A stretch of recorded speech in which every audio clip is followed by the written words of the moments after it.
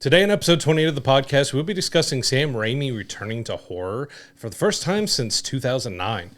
We also have Redbox shutting down, closing for good. This was something that kind of ushered in the end of the big blockbusters and everything else. So it's interesting to see that it's coming to a close. We'll also be breaking down the 7th episode of The Acolyte and reviewing the film Fly Me to the Moon. I'm Brad, he's Josh, and welcome to We'll Bring the Popcorn.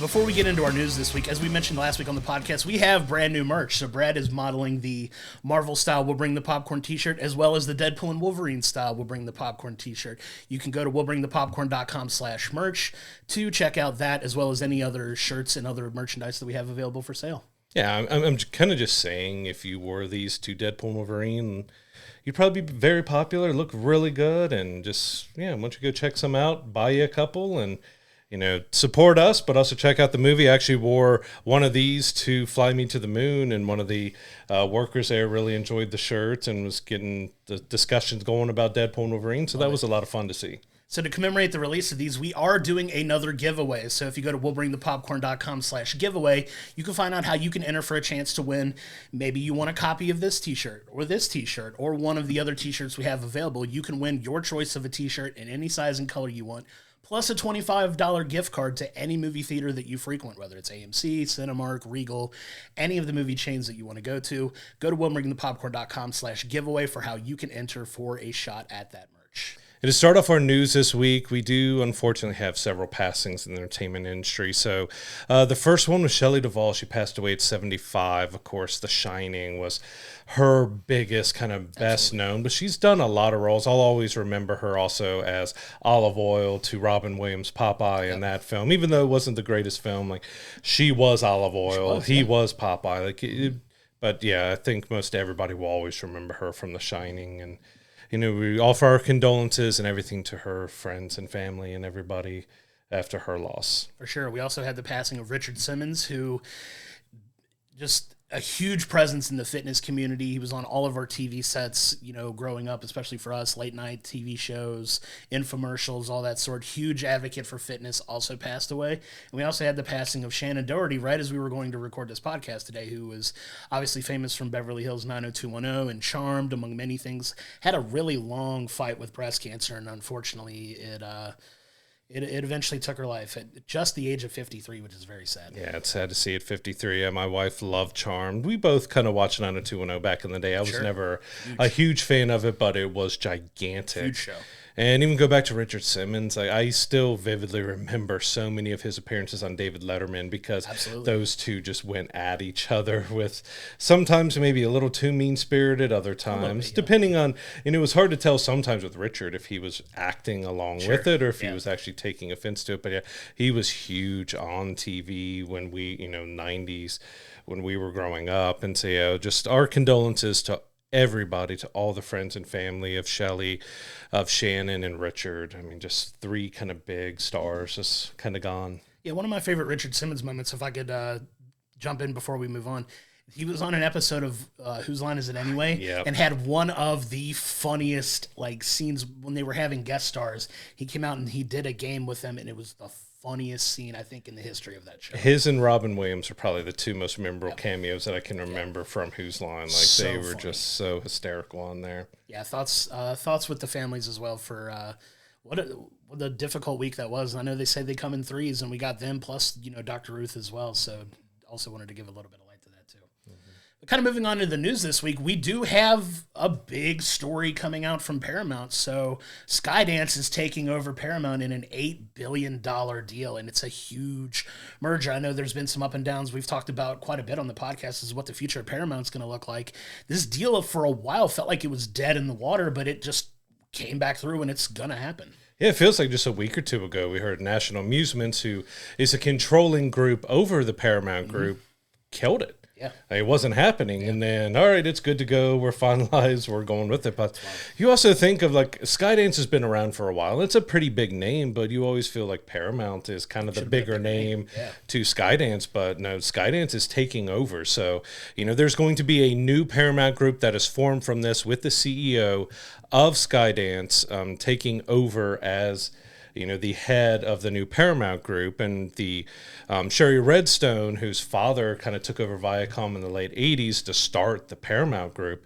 They're selling their entire stake, their family stake in it. So they're, that family after almost 40 years, they're going to be completely gone out of Paramount. It's crazy to see what this is going to look like. They said it's going to be closed officially by the summer of next year. So they got a year to kind of wrap everything up and kind of start to present it as this new group going forward. I kind of wonder what the future is going to look like for them, because, obviously they have the Paramount TV service that we've talked about, who's trying to find, is that merger with another streaming service still going to happen, or what's that going to look? It's the first time we've had a major film studio that owns a company like this. So what is that going to look like moving forward? I don't know. Yeah, because I've already seen some discussion that their animation groups would be, merged together and brought together. Hopefully, we're not going to see a lot of layoffs or anything there. But with a lot of these mergers, you do see redundancies because each side has their own team. So unfortunately, you're probably going to have some people losing their jobs. Hopefully, they can land somewhere. But yeah, the movie studios are kind of changing. We're seeing a lot of mergers, and like even you mentioned, Max and Paramount are talking about, merging into one single streaming platform. Is Skydance still going to approve that, or is that something that was maybe a part of them buying it? Is that, all right, we're going to stick to this agreement or deal? Because we don't really know if anything's signed or anything like that. It's getting close, but we still got a year until it closes, so there's a lot that could change or be modified in between that time. Yeah, and the fact that the deal's going through is a big deal to begin with. Like, it's the first deal of its kind like this in a while, where there's just so many questions of what it's going to look like, who all is going to be impacted. I know you talked about, people losing their jobs, unfortunately, like you said, when these mergers do happen. They kind of pick the best of the best and what they feel is the best of the best, maybe. And I think I'm fearful a little bit for the people who work for Paramount directly, because a lot of times the controlling interest will come in and put their people in place, and those people kind of fall by the wayside. You already see like you said, the owner of Viacom, like the controlling interest of that group, are stepping down after almost 40 years. So, they probably took a pretty sweet deal to make that happen. But there's a little bit of a ripple effect that's going to be felt that we don't know what that's going to look like yet. But hopefully over the next year we get a little more information of what it's going to look like and see how it affects, not only the people that consume the content, but make it as well. So yes, I think Disney and Fox was the last really big merger that we had go on, and we did see like the 20 studios kind of shut down and turned into something else, and so there was a lot of closures and mixtures and everything. So yeah, we've got a year of kind of info ahead of us to see exactly how this merger is going to play out. Yeah, we'll see how it goes. Moving on to another story. So we have Nicolas Cage, doing press for Longlegs and everything, talking a little bit about Spider-Man Noir, which is now called Spider-Noir. So kind of interesting to drop Spider-Man out of the name, just go Spider-Noir. Maybe there was something with Sony or Marvel they didn't get worked out, or they just wanted to try to do something different. Because I also wondered if his Spider-Man is going to be Peter Parker, if it's going to be a different version, kind of separate itself. Because it's over on Amazon. It's not on a Sony streaming or anything on Disney Plus. It's over at Amazon. So it definitely could be some things that they have to change or want to change because of that. But he did mention it's going to be 8 episodes. Did mention it's going to have kind of a interesting art style and style to it overall, and also said that it's not going to be a huge action-packed series, which I kind of expected to be more detective or looking back at those old crime 50s 60s crime shows and stuff to be like that. But he did drop an interesting tidbit that there'll be monsters featured in it. Yeah, that was an interesting development for that, because Marvel, for all the heroes and villains stuff they don't delve a ton into monster lore as much, but the fact that they're throwing monsters into this, which doesn't really fit the noir aesthetic, I think is going to be, It's going to be an interesting wrinkle that they throw in there to kind of see if it stands out. You throw Nicolas Cage in anything, I'm gonna check it out because he's so fun. I know we're not reviewing it, but I actually just watched Longlegs as well, so I'm interested to see what his take on this, on this character is going to be. We've seen it in Into the Spider-Verse already, but now we're getting like its own show.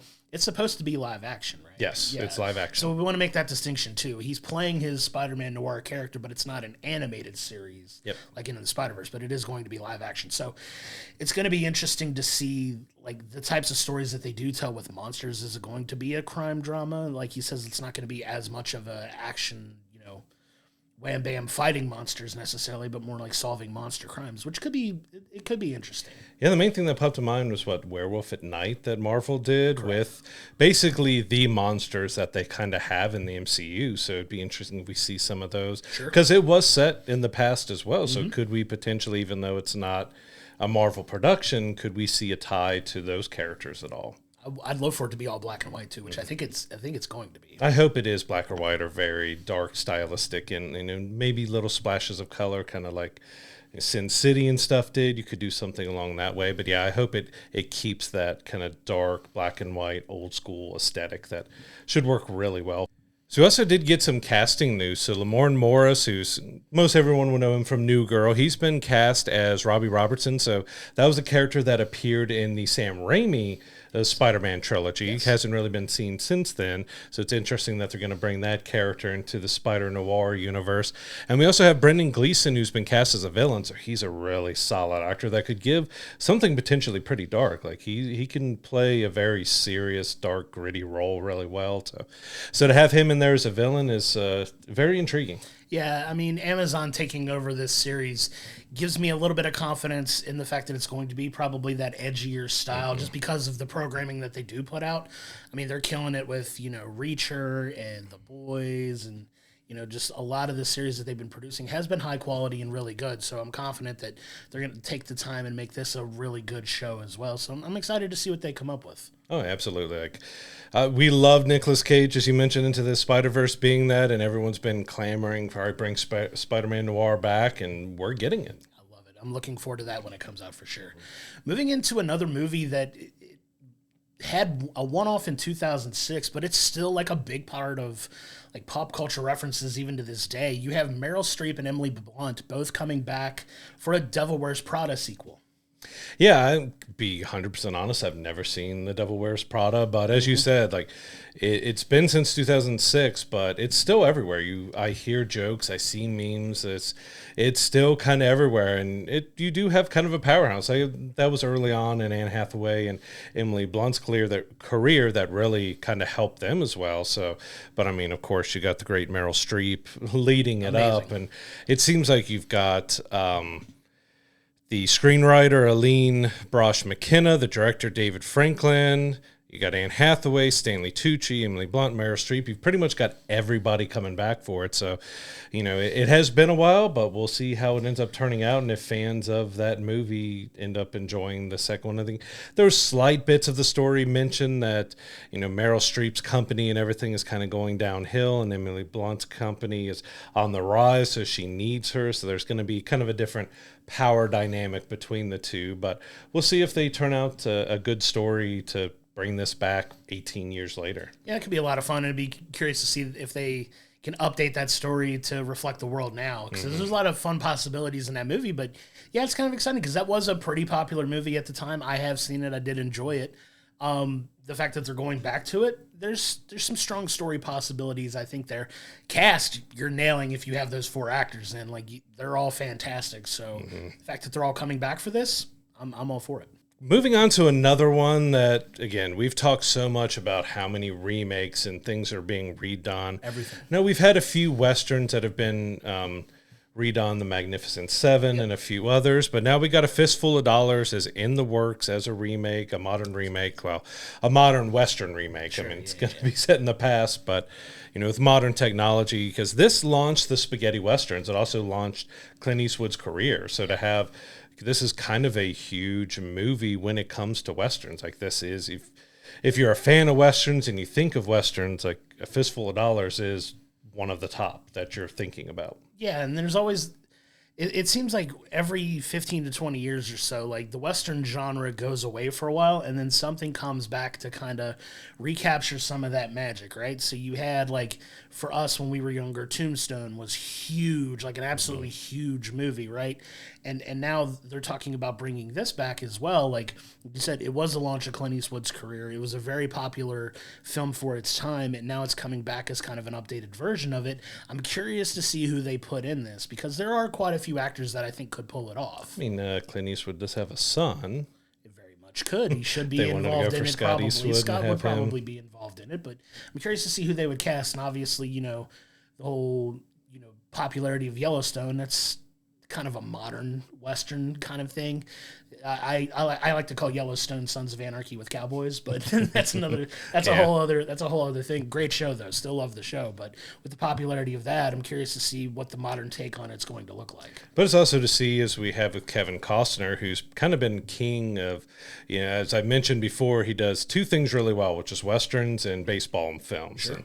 And, he just put out a big Western and it hasn't done that well. Good. And then we get this announcement. Are we going to see if Westerns do have that kind of, I guess you're looking at $80 to $100 million production on a lot of these movies anymore. So with that, you've got to turn a Western into a blockbuster. And are we really going to be able to get that out of a Fistful of Dollars? Don't really know, but we'll see if they end up turning in and people turn out to see it, because it's a classic.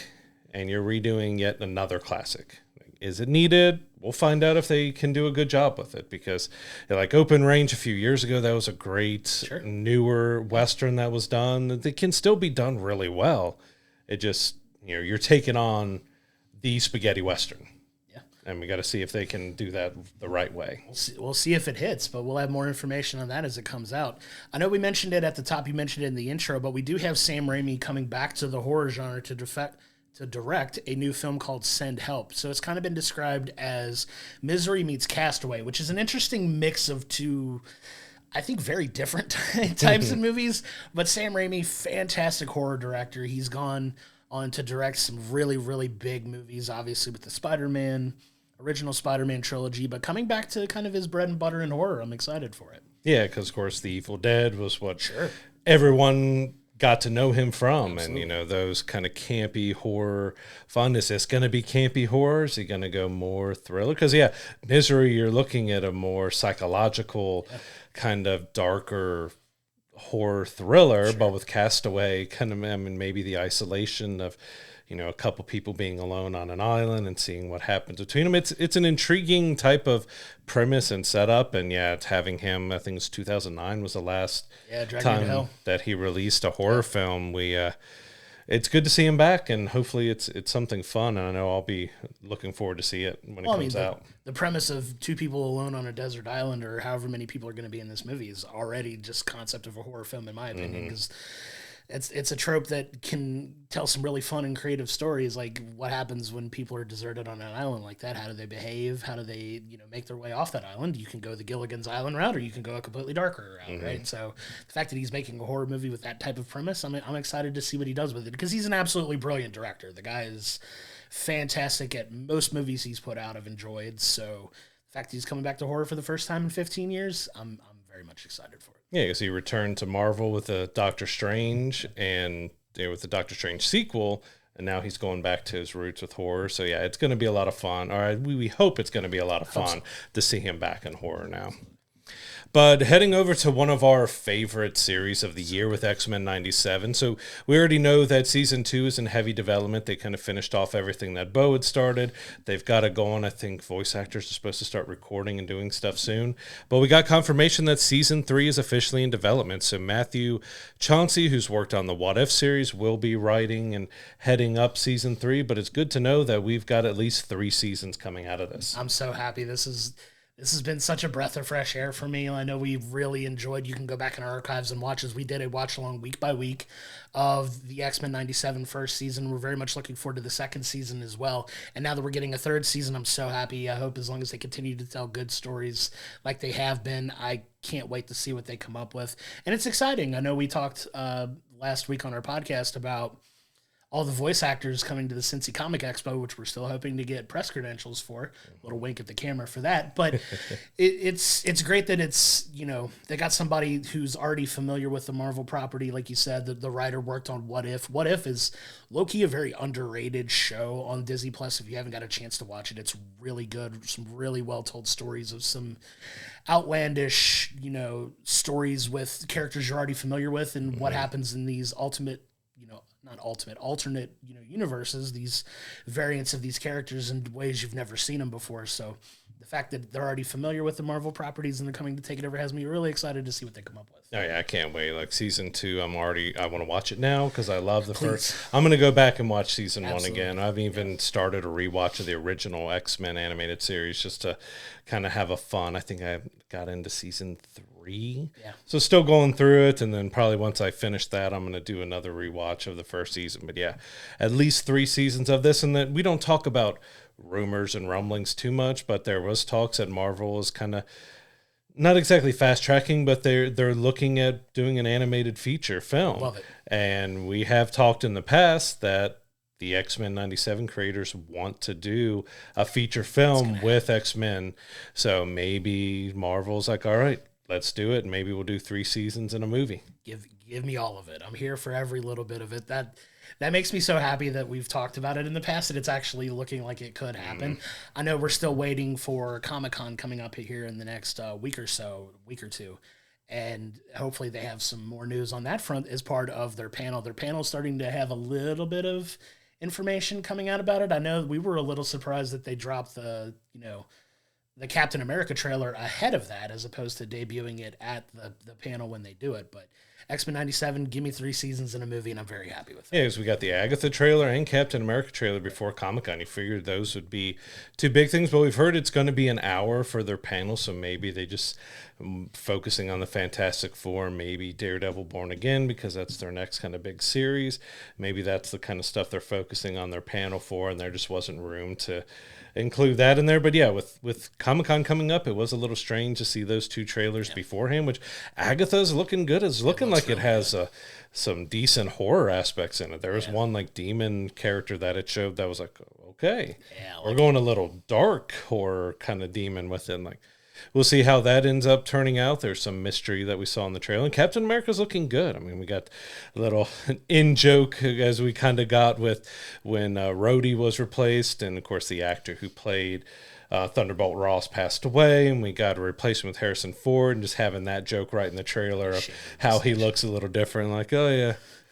And shave my mustache and looking a little bit different. I just loved it because it was a throwback to that. But also, how you going to talk about what happened. Like, it's not that like with Rhodey, with them replacing an actor, an actor passed away and they had to bring someone else in to continue it. So that was just a fun little throwaway line in that. But there's a lot to look forward to with Marvel coming up. There's a lot, and I know we talk about them ad nauseum. One thing that we've also talked about ad nauseum on this, because it seems to be the theme in Hollywood now, is sequels, right? So we talked a little bit about Shrek 5 being announced. We got a little more information and a release date for that film. So Shrek 5 is stated to be in theaters July 1st, 2026.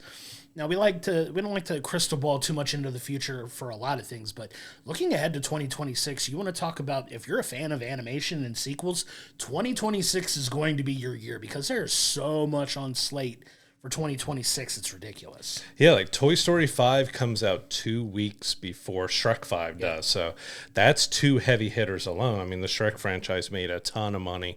The Toy Story franchise prints money. Yeah. But past that, we have Super Mario Brothers 2. The movie 2 is out.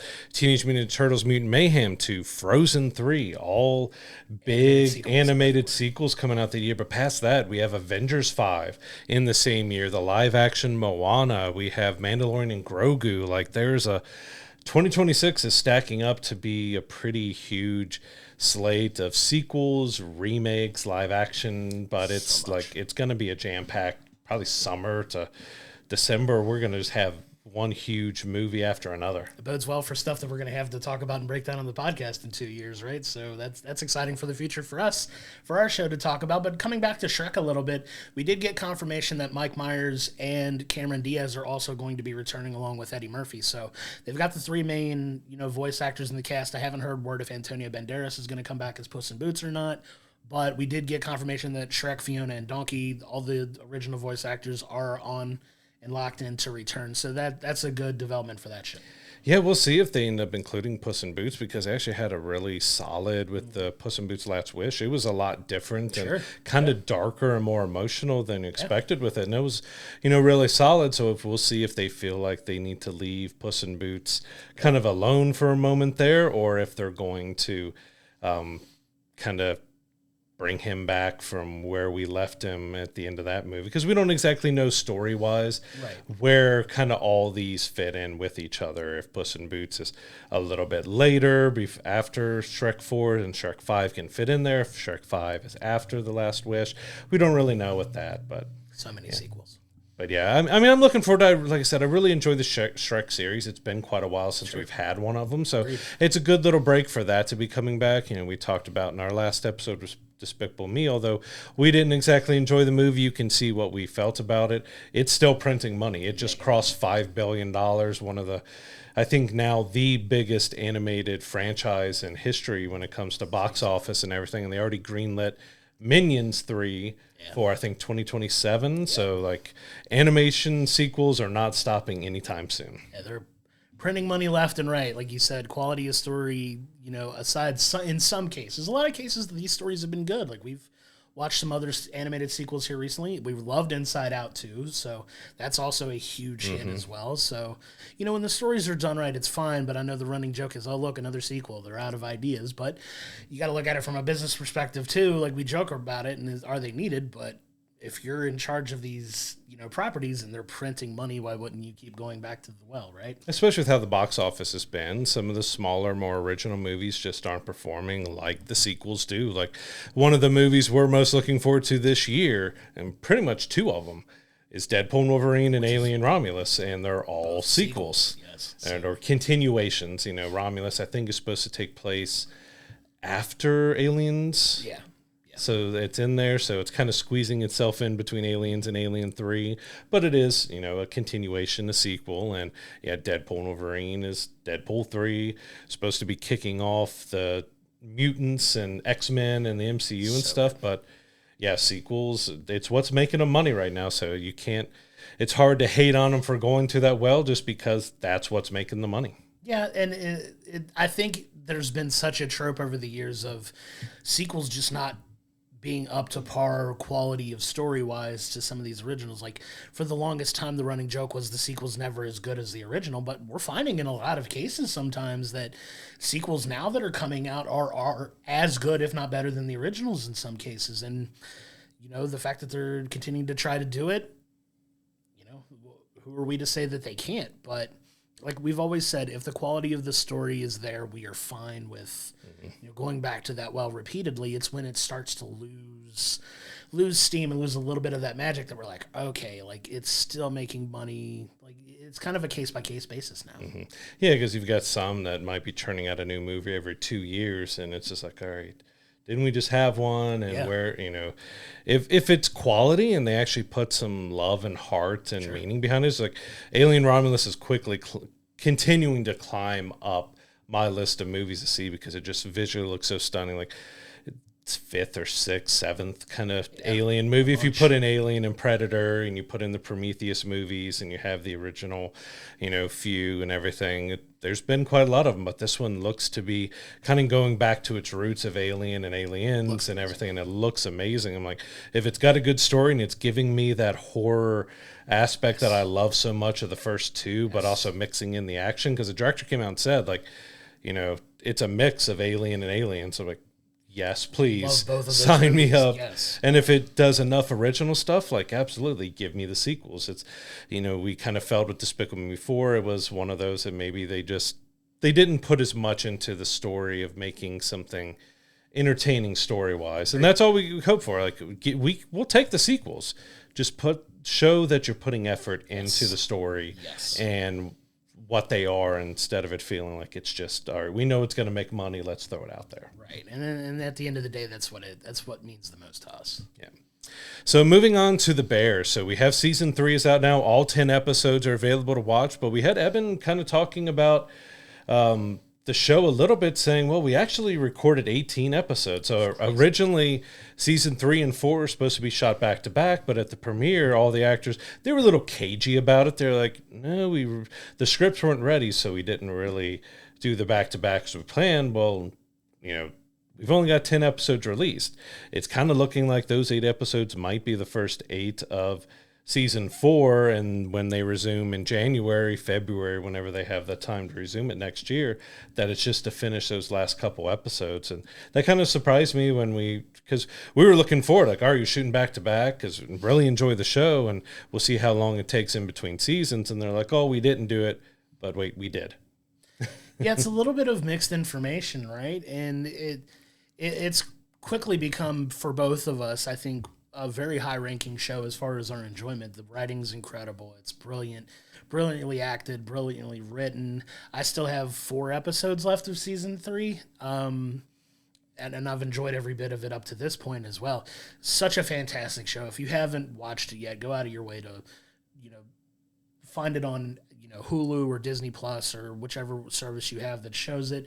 Watch it on FX's website as well, I believe. But go out of your way to watch it. They're quick episodes. They take about 25, 30 minutes a piece to watch, and they're only 10 episodes in a season. So it's easy to kind of binge and get through to watch it. But the fact that they shot so many episodes and then stopped, that's kind of rare for a show, because they tend to either like shoot an entire half of a season and then maybe take a break, or they shoot the entire thing in like one shot, like over a couple months or however long it takes to shoot it. But it seems weird that they gave us 10 episodes, but they talk like they shot 8 more and they still need to go back and film a couple. Maybe they filmed everything they could that they had written, and maybe what's left is finishing season 4, but that seems odd that they shoot 18 episodes worth of content and we only got 8. Yeah, because maybe they just didn't want to rush those last couple because they were kind of running out of time. Because as we know, Jeremy Allen White has so many projects. Eben's going on to the Fantastic Four. Correct. And we have so much going on. But I'm also glad that maybe they just didn't take what they had for those episodes that are unfinished and just film it anyways and just say, all right, we got the season done like we wanted to. They're like, you know what, these scripts aren't ready yet. Let's give it time, because we don't, there's talk that a season 5 of The Bear is possible, but we don't really know past season 4 for certain. So could those last few episodes end up being the series finale or something more important that they really wanted to make sure, all right, maybe in the studio, they wanted to see how, season 3 performed, and there could maybe be changes that helps those last couple episodes wrap up the series instead of, continuing it on to a season 5. But it is kind of odd when you hear that, the seasons have been 10 episodes and they filmed 18. Did the actors know that they were filming? Because that's kind of how it felt from them. Like they didn't exactly know they were filming, the next season. Because, and not to give anything away, but at the very end of the 10th episode, it says to be continued. And so you normally don't get that at the end of a season. So even that kind of leaves up a mystery of like, are we going to get these 8 episodes actually as like a season 3 part 2 instead of it being season 4? Yeah. Like there is kind of an oddity with them filming 18 but not finishing it, and then and not really talking about it that they did those 8, except for the actors now talking about it. Are you as confused as I am? Because I am confused. Because it's so like it feels so disjointed for a show that is very well put together, right? But to have a bit of chaotic news is a bit on point if you've watched the show and know how chaotic that show is. Yeah, it's insane, but it's smart and so like charming and such a good show. It's funny. It is vulgar though, so watch, like, language wise, there's a lot of language in that show. So, and I sent it to you the other day that Jeremy Allen White was actually out this weekend making Italian beefs at a restaurant somewhere. So it looked like a scene from the show, that there was a little video clip of him outside smoking and taking a little break, but he was out there slinging Italian beefs. I would love to have gotten an Italian beef from Carmi. That would have been cool. They said the lines were insane. I could imagine. But that would have been cool. That would have been awesome. And to see that connection, that we don't don't really know how much they've actually learned about cooking and how Sure. much is like chefs coming in doing the presentation. Then you just got to put this leaf very daintily or squeeze a little bit of this on there, and it actually looks like maybe they learned a little bit more about cooking. At least make some Italian beefs or something else. Like that's kind of neat to see him, because really wasn't advertised either, unless it was advertised in the area that he's just going to go sling some Italian beefs. I love that though. It's so cool. If you get a chance, like I said, we cannot recommend that show enough. It's so good, so well written. Yep. But to kind of pivot back towards, I know we were talking about Westerns a little bit. With Horizon, an American Saga Chapter 1, it's supposed to be the first part of a 3-part series, if I'm not mistaken, at least 2. But the first one is not doing well at all at the box office, so much so that Chapter 2 has been delayed kind of indefinitely until they figure out like when they want to come out with the second one. The second one was supposed to come out next month. Like it was going to quickly come out, and it's been infinitely delayed for now. Yeah, New Line talking with Kevin Costner's production company was like, hey, we're going to pull it. We're going to go ahead and put it on demand, release it out there for more people to watch while it's still giving a little bit more time in theaters. And we're going to see how it performs and reevaluate how Chapter 2 is, which it does kind of stink for Kevin, because this kind of cost him not being able to come back to finish Yellowstone to do this project, because there's a big argument between him and the creators and showrunners about him needing time to do these films while Yellowstone was going on. He also put over $38 million into getting these films made. So to see it, I haven't been able to check it out yet. It is over a 3-hour movie, and there's just been so much coming out. Like, there's definitely a lot of picking and choosing of what we're able to see and go. Like, I would love to spend every single day in the theater seeing movies, but just haven't been able to. But yeah, not a lot of people have gone and see it. I've heard good things about it. But as we talked about, are Westerns having that kind of impact that they want it to be? Would have been better to have this come out in the fall to winter time instead of during summer blockbuster season. I was just about to make that argument as well, because I think it was misplaced timing-wise on the calendar, being put in the middle of so many big things that I think it kind of gets lost in the shuffle a little bit. Like you said, you haven't seen it. I haven't seen it either. I want to check it out eventually too, but it could also come into play a little bit of the negative press that Kevin Costner's gotten a lot of over like the last year or so, with Yellowstone being a extremely popular TV series, and kind of the drama about, is he coming back, is he leaving, and it threw the future of the show in doubt, that they're kind of ending it probably before they even wanted to because of it. And I know, like, if you pay attention to, gossip around that show, that a lot of people are blaming Kevin Costner for being difficult to work with on this.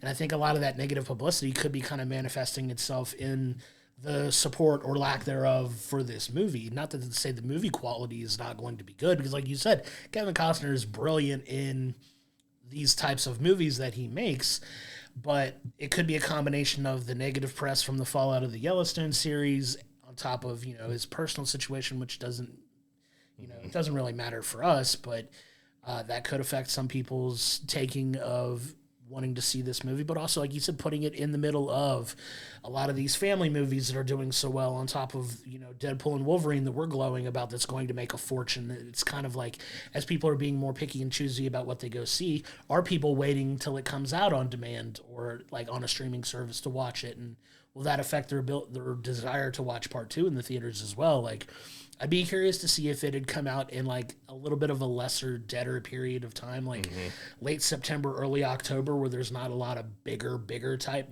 films, that if it had come out then, how well would it have done? Yeah, there's been quite a lot of films this summer that I'm kind of surprised that they're coming, because we normally do get a lot of big blockbuster tentpole movies, but you get a lot of smaller movies. But you got stuff like Longlegs, and you have Fly Me to the Moon, which we're going to be talking about here in a little bit, and you got Horizon. You've got a lot of films that just maybe what they might make of the box office is going to be so much lower, because if they were later in the year, they might do a whole lot better. But because we saw last year with Oppenheimer and Barbie, Oppenheimer being a 3-hour period piece, did extremely well, but it's also a Christopher Nolan film.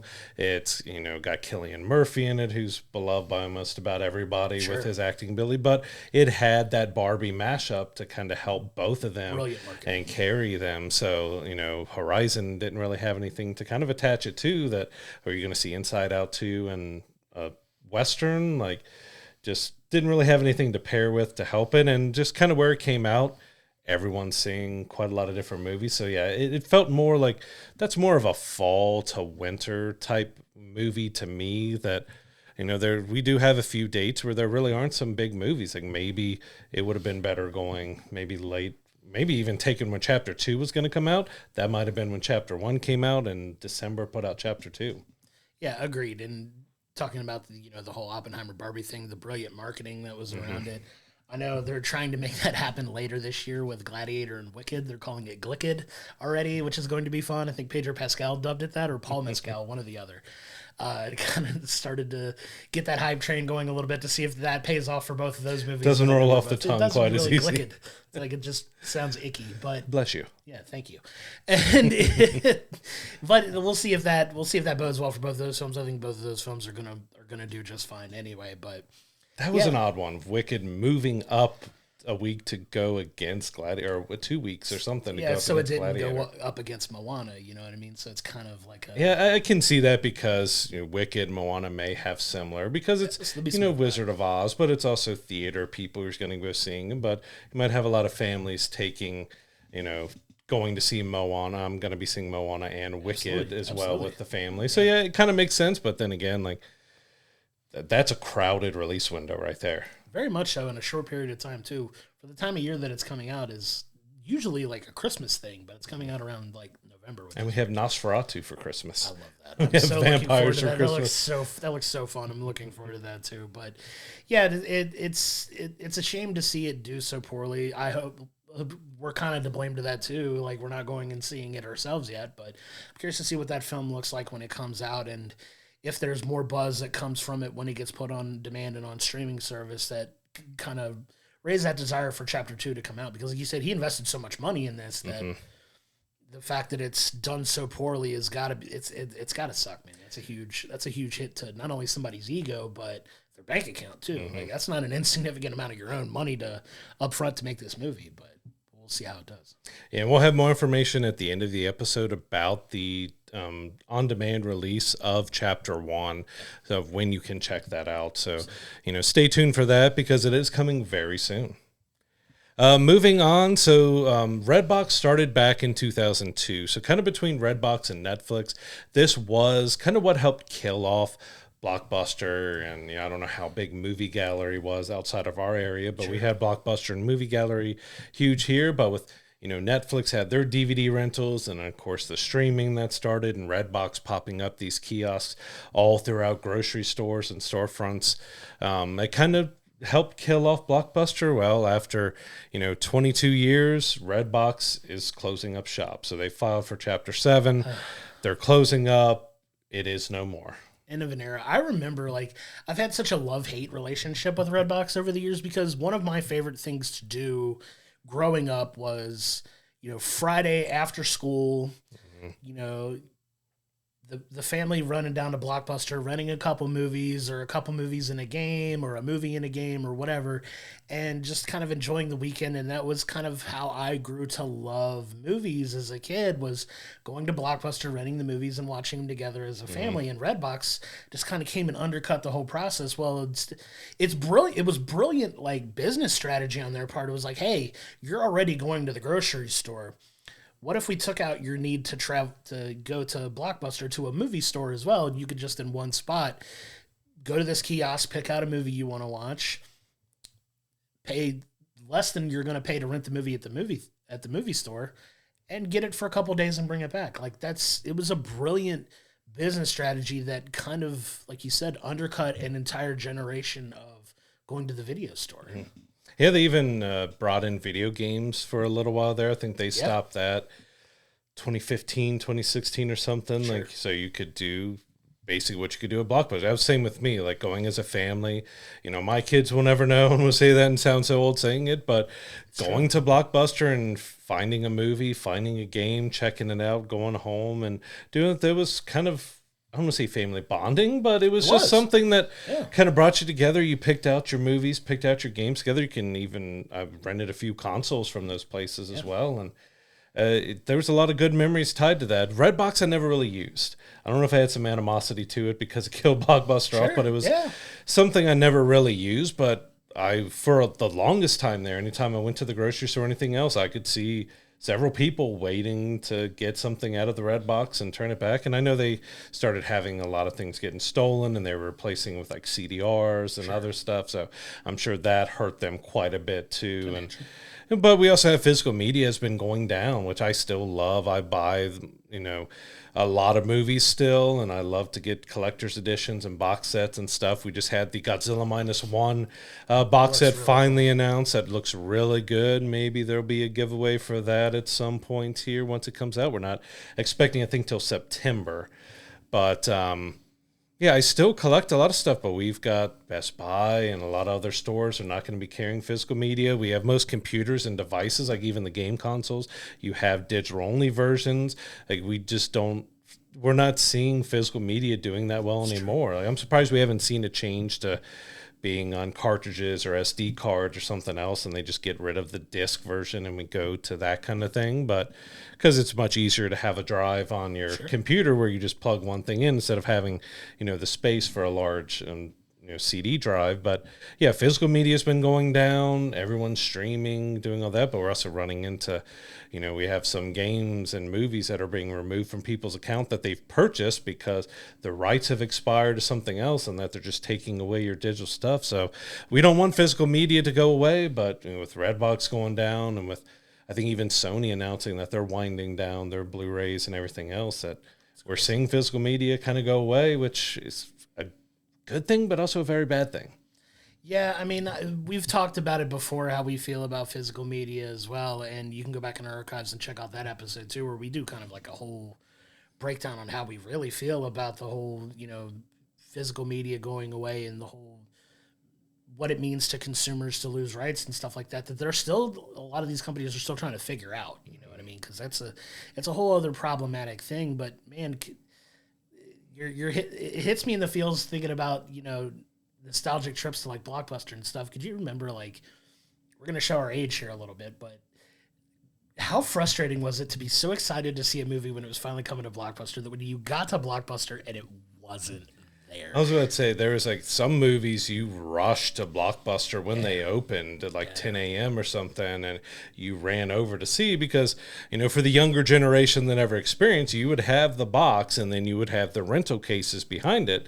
And you would go and you would just see the regular box art and not any of the cases. And like, they have a whole wall of them and they're all out. Because we ran into that several times with movies, that you would have your new release wall and it's just already cleared out. And like, oh, well, now they're a 2-3 day rental, so you come back in 2 to 3 days and hope, because some movies you had to wait a little bit for to be able to rent. Like, it was even 2 or 3 days or a week later, you were struggling to find that on the shelf. And then you had to go and like bug the person working at the counter to see if somebody may have brought back a copy. Is of it the in the movie, Dropbox? Like, can you check the Dropbox for me real quick? But that's the wonderful thing about technology now, is you don't have to wait for things. Like, as soon as it's available, you can watch it. But part of that fun was going there and just been like, all right, I'm excited. Here's the wall for the movies. And it's gone. Like, that sucks. Like, what are we going to watch now? Like, let's pick another movie that, we may not have been as excited to see and kind of have to deal with it. But that's the reality for, what we had to deal with growing up. And it's crazy to see how much that landscape has changed in the last 20 years, really. Because it, like you said, this started in 2002. Like, you were finishing school. I was still in school getting ready to finish the next year. Yeah, I know we're showing our age. I'm calling you out. But that's the reality of what we faced. And when that stuff started popping up and you just started to see, less and less, blockbusters, and now they're down to what? One? There's still one that's kind of up and running, which I still bucket list trip want to go check that out just for us. I think up in Alaska. Yeah. Alaska or Oregon or one of somewhere, those. Somewhere in the Northwest. I want to go visit just for the nostalgia alone. But yeah, like it's the end of an era, and even an end of a Redbox era now that we're seeing that kind of undercut that's going away completely. Like, with everything going digital now, like, those days are coming to an end. But it's just like, for those of us that still love physical media, we hope it sticks around as long as it possibly can. But it doesn't feel like in a few more years that's going to be a thing anymore. Yeah, which is kind of sad because we talked about ownership. Like you change devices or something else. Like how is your physical media? Because we've seen a ton of those with Fandango now, and kind of those type of services that are kind of outside of the major studios that you can have, purchased or unlocked films on. They've shut down, they've merged, they've gone together. Like having it all in a digital landscape is fine in theory, but what happens when those servers go down or that company goes out of business? Like, where is your media? Well, if you got physical media, you can watch it whenever you want. Sure. If everything is digital and streaming, what happens when power goes out and you have no more internet or anything like that? Well, if you have a generator, you can watch something, through that way, but you can't stream it because you don't have any internet to stream it anymore. Keep physical media around. That's the lesson that we want to get. Like I said, it needs still to shift because, like I said, nobody really has. Even my wife broke her foot, and we got the X-rays from the doctors, and they brought it to us on a CDR, and I'm like, I used to have huge stacks of CDRs laying around. When was the last time I had a CDR in my hand? Like, this is making me feel really old. Like, wait, now I have to go into my box of electronics that every dad or tech guy has. I just got a tote of electronics to find where that USB CD drive is so I can import that into the computer. It was the old badge of honor with the giant bookshelf full of DVDs and Blu-rays and CDs, just as far as the eye can see, right? That was a badge of honor for us back then. Like, look at how cool my movie collection is. It goes to the ceiling, and it's got every movie ever made on it, and I have physical copies of all of them. Like, those days are just kind of like gone by the wayside now. But like you said, if you still have those, you'd never have to worry about that. Mm-hmm. But it's such a wild way that things have swung in the last 20 years that I'm really starting to feel my age at this point. Oh, absolutely. Even like we talked about Netflix with Redbox was kind of a part of that downfall. Yeah. And I can't even remember how long it's been since they got rid of their DVD subscription service. And of course, they're still huge and, out there and stuff. Yeah. But we see how one transcended and left the physical media and is doing well, while the other one tried to hold on to the physical media. And, 22 years isn't a terrible run for a company like that, especially when we saw how, long it's been since Blockbuster went under. But it is kind of sad, even though I never really use it. It's kind of sad to see more of the physical media and the rental options and stuff be kind of going by the wayside. Yeah, and a lot of people do forget that is how Netflix also started, too, because Netflix was a subscription DVD service as well. Like, you could mail in a movie and mail it back out. Like, we're definitely still showing our age here, but that is how Netflix started, and to see what it has become now, and this huge global media giant that it's become. Like, it had very humble beginnings as well. So it's wild to see how everything's going. But I don't want to continue to get depressed talking about that, so I kind of want to move into our last story. So sorry about that, but the last story I did want to touch on is, speaking of shows that make us feel nostalgic, one of the biggest shows when we were growing up was Martin. Martin was a huge show on TV. Well, Martin Lawrence is going to be producing a young Martin series. So we have like Everybody Hates Chris, which is kind of like a younger take on Chris Rock, but now we're getting like a version with Martin that has been greenlit, and he's going to be starting to working on. I don't think there's any update on what network is going to have it yet, but he's at least going to start working on it. Maybe they're shooting a pilot to shop around to get on a network, but that's an interesting one because that's also a show that's not without its controversy for how it ended. Yeah, that's what I'm going to bring up because, it ended after I think 5 seasons, but it didn't end because they were ready to move on or anything, but our two main stars, Martin Lawrence and Tish Campbell, they didn't get along. Yeah. And to the point where she brought a lawsuit against Martin for sexual harassment and more, which he's rebutted and saying that they're fine now and that never really happened. And she's taken offense to that it actually did, but she can't talk because of the gag order and everything afterwards. But, the original series ended because of that. She wouldn't even film a scene with him in the final episodes. Like, she didn't want to be on the same set. And so to have a show end in controversy between your two main stars, because that's what really made that show work. I mean, Martin Lawrence was fantastic, but she also helped carry that show. She was amazing. Gina was a huge part of it. Playing off of him and like those two together. So to see them come back to a series that ended because of controversy, I know he's still got the Bad Boy series, which has come back and done well, but that's kind of all he's he's really had going for him lately. But to kind of bring a young version out after all that controversy is kind of interesting. And you also don't know, it worked because of both of them. How is a younger version going to work? Yeah, we'll see for sure. The details of it are very sketch, but I wanted to bring it up because it was a huge show when it was out. It's one of the most successful sitcoms of that day. Like it really was. It was a big pop culture, deal when it was out, and the fact that they're going back to it is going to be interesting to, like you said, to see if a younger version of that character works, because it could or could not. It could work. It could not. We don't know. And we don't know where it's going to wind up, but it's definitely something to keep an eye on, especially given the way that it ended. Mm-hmm. Moving on to our TV breakdown of the week. We're at episode 7 of The Acolyte, so we've got one more remaining after this, and we felt like this was going to be coming. Thought it was going to happen before now, but we got the second flashback, as we did in episode 3, that kind of gave us the rest of the story of what happened at the Coven with the Jedi, but this left me with so much more questions and issues and problems than it really gave answers to the fact that I've got an entire sheet of notes on this episode to talk about things that were questionable and iffy, and it's a whole sheet. It's full. Look, we have tried really hard to give this show the benefit of the doubt in a lot of ways. We've given this show a lot of grace, but after this episode, I'm kind of in agreement with you. I'm excited to go through it. Because, it really felt like they were giving us a big payoff, like the show itself, but it was just done in such another messy way. Like, everybody's motivations and their characters is wishy-washy. I think wishy-washy is the best I can say about it. It's like, we're looking at this character one way, and then another episode makes us look at him a different way, but not in a good sense. Right. It's not in a mystery or anything else or an evolution of the character. It just is messy. Like, overall, I really want to love this series. I don't hate it.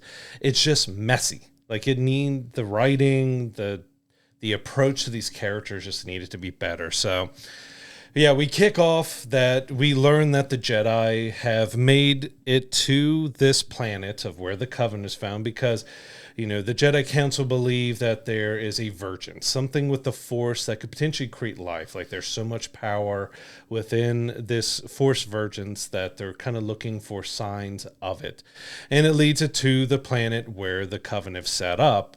And we kind of learn that the planet was basically barren. It didn't have anything, but it seemed like this Force virgins had created life, had created all the trees and everything else, which is kind of an interesting thing, as we're trying to dive deeper into the Force and understanding of just how strong or out there the Force is. But, this late into the series, kind of touching on something this big, it feels like it's setting up for something, but, we've got potentially 30 minutes left of this season. Yeah, the writing on this has been so disjointed, like you said. There's so many. Is it weird that the person with the most redeeming qualities in this show is the villain? I was going to say that. So far, the one you connect with, and maybe that's a point that we're supposed to connect more with the Sith and seeing the Jedi as not being as good of people as we've always seen them. But yeah, Kamir is the one that you're kind of connecting to with most, and he's butchered a lot of people. Yeah. I mean, the guy causing the most death and destruction is the one that you kind of relate to the most. And if that's the ultimate point of the show, sure, but there's so many, nuances that they're just not hitting on.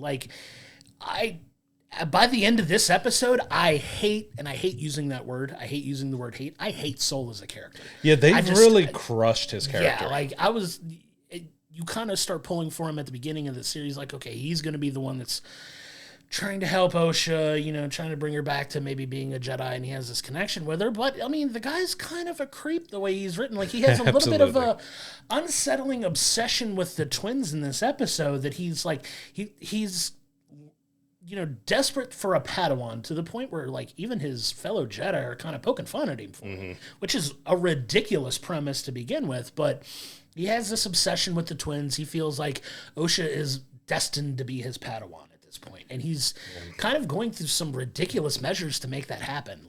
I don't know, man. I'm gonna try really hard not to drop some expletives in here, but this episode really bothered me. Yeah, this episode definitely kind of destroyed Soul's character in a bit. He immediately becomes obsessive with the twins, and like he literally, you know, we find out that they've been on this planet for 7 weeks. So we've got Torben, kind of a whiny teenager. He just wants to go home. He doesn't want to be here anymore. So he's kind of pouting and being all that. And he's also got some, I would say, odd parallels to Anakin. A little bit, yeah. Because similar look. He also does Anakin's, lightsaber spin and the battles and stuff, and is kind of that whiny, I just want to get it over with type of character, but who causes a lot of problems here. But it also doesn't relate to, there's just so many problems. So we'll start off with Soul's obsession.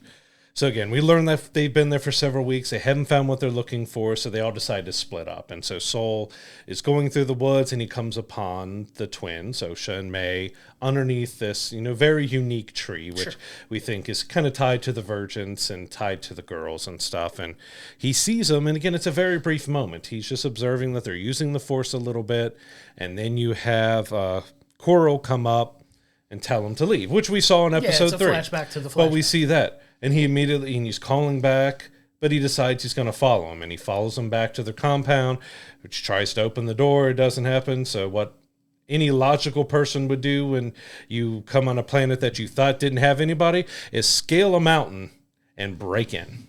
Yeah, because that's a totally rational response for what a Jedi would do in this case. So yeah, he scales the side of the mountain, breaks into the compound, and we have one little scene where he sees that the mother is kind of teaching him defense with the Force and all that stuff, which is kind of, you see a woman basically attacking kids, but in a way to teach them things. But he leaves and goes back to the Jedi after that and say, we got to save them. We got to help them. There's people here. There's kids here. I want Osha as my Padawan. Like, he just goes off the deep end of stalking them, obsessiveness, creepiness. It's just like for no reason given, really, that he has become just instantly uber obsessed with the twins. Yeah, it's like it's like a platonic infatuation is what the words I used to describe it when I was trying to think about like how I felt about this. Because even Endara, who's very much like to the letter of the law, like a lot of Jedi are, she's like, you're starting to have this unhealthy emotional attachment to these girls, which if you know anything about the lore of the Jedi, you're supposed to forego all emotional attachments to things and have none of those things, which he's just completely, for being a Jedi Master, he's just throwing to the wayside like it's nothing, like it means nothing. And it's such a weird, like, this is the problem that I have with the writing. It's just a weird dynamic, weird motivations, weird choices that he's making. Like, to the point, like you said, he can't get in. Well, I'm going to get in anyway because I have to save these girls who are just being so mistreated. Like, they're not being taught the things that the people that are raising them want them to learn. Like, we didn't see any real mistreatment out of the two scenes that gave us his motivation. Like, yeah, they were learning defensive stuff, and it looked like they were maybe a little strict, but we've seen from the Jedi that they can be really strict, and having them practice having lasers being blasted at them with lightsabers while perfectly fine. The mask is on them, like, that's perfectly fine. But if they're just stopping Force from another Force user, like the motivation behind how quickly he became obsessed just didn't make sense. So and I feel like it also kind of destroyed Endara's character a little bit too, that she has no control. She is like the bigger master there, and she has no control over these people around her. None. Torben is doing whatever he wants to do. So, Soul comes back, and she wants to wait for the council and see what the council does. But Soul's like, but it looks like they're having a ceremony, and they might hurt the girls tonight, and they might do this. Like, we need to act now without, like, he wants to forego everything with the council to rush to these girls, which we didn't see anything at that moment that really gave us. Like, we got knowledge that they're aware of the Night Sisters, and they call these witches and a coven and a cult and stuff like that they're aware of these type of Force users being around, and maybe there was run-ins that they had in the past that made them more sketch. But like, from this show alone, going outside of the advanced knowledge of books and anything else with the Star Wars universe, you're left questioning, like, why is he so obsessed to rush in to try to save these girls? And Endara kind of questions it for a minute, and then it's like, all right, let's go break in. And they literally break in Don't even try to like hail them or do anything else or make their presence known and have them come out. Well, they just break in and they walk, and the whole coven is just sitting there waiting for them. Yeah, even if you don't have like the extensive Star Wars knowledge that you and I have, if this is your first introduction to Star Wars, you can see like there's nothing that they've shown you up to this point that would make you even really suspicious of these people. Like, there's no context, there's no backstory on why these people may be completely untrustworthy. They're just using the Force in a different way that doesn't align with the Jedi's beliefs, and it's not even necessarily like evil, really, and without subcontext of how else are they using the Force. It's like, it's not like evil by any means necessarily, depending on what your definition of that is, but it's just like you said, the motivations are written very poorly. If they were legitimately being mistreated and he was that passionate about it, he would be a little more sympathetic to forego the council's wishes, because if you know anything about the Jedi Council, at a lot of times they could be maddeningly stubborn and set in their ways on a lot of things, but even the motivations for him to forego the council's wishes on this are not based on anything tangible outside of like irrational emotions at that point in time, which is what he's doing. And it's just, I don't know, man. I just have a real problem with how they've executed all of this up to, especially in this episode. Like, they've done away with any goodwill that Saul could have built up in the first 6 episodes for me. Because even then I was kind of hanging on. It's like, okay, what is his big dark secret? Well, his dark secret is he's basically forcing a situation to where he's trying to kidnap these girls to. That's basically what turns out. Like, the Jedi are trying to kidnap children, right? But they kind of, if you look through the backstory of the Jedi, they talk like the kids are too old to join the Order. They're like 9 or 10 years old. How is that too old? But you can't be older than 4 to learn the apparently, Force. which is a whole other. If you know some of the people that jokingly side with the Sith and a lot of things in Star Wars lore that talk about this with Jedi, it's like, you're proving our point about the Jedi here. But I know we kind of talked about like this show painting the Jedi in a much different light, and if they're successful at that, because there's a lot of these guys doing some shady stuff, like even to the point by the end of this episode where you get that scene where May and Osha are facing off after the building's starting to catch on fire, and you see where he deliberately like just kind of gives up trying to save May because he's so attached to Osha. Like, he's just like, all right, well, she's gone. I got to save this one. She's the one I want. She's the one I need. Like, I'm like, what? Like, what are we doing here? Before we get too deep into kind of that ending and stuff there, because I feel like it kind of undone a lot of stuff with even more characters past that. Yeah. Like, even Anastasia, which we haven't got a whole lot on, but, in episode 3, we're showing that she is leading this witch coven, but she's trying to do and keep them together with respect. And, there's rules and regulations and everything else that must be done. And so when the Jedi, break into their compound and they're there, she instantly takes over Torben.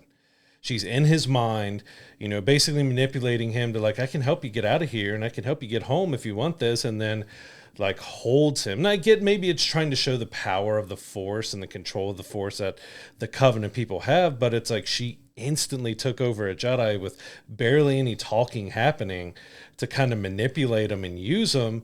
And then you snap back out of it. And it's like, okay, I'll allow the children to go with you all to be tested because Osha wanted. Like, it kind of broke her down. Like, she's so wishy-washy on stuff, too. Like, well, I'm going to take over a Jedi's mind, control them, and then, okay, I'll let you take my kids privately into your spaceship to test them for the Jedi Order afterwards. It's so maddeningly confusing because, like you said, at the end of the day, she does care about these girls, obviously, and she wants to do in their best interest, but that's two sides of the same coin here, because she was very respectful about allowing them to, go and take this test that the Jedi want them to take, but she's also wary enough that she doesn't trust them as far as she can throw them, for good reason, obviously. Yeah, because we're told, the kids are told to lie to the Jedi when they go through their testing and stuff, and it's just so flimsy and so, it's so frustrating to watch because it's kind of insulting to our intelligence a little bit. And that's where I get a little mad with writing. Like, you can have very basic motivations for people, and I can accept that. But when you just kind of start to insult our intelligence a little bit, that's when I start to have a real problem and start to, have a little bit of, I don't want to call it, vitriol towards something, but it's like, it just really makes me, just why? Why? What in your mind made you think that, and bless all the people that work on this show and have worked hard to give us something, in the Star Wars universe that we love as much as we do. But this is the first one in a while where it just kind of made me mad watching it. Yeah, I'm only halfway through my notes now.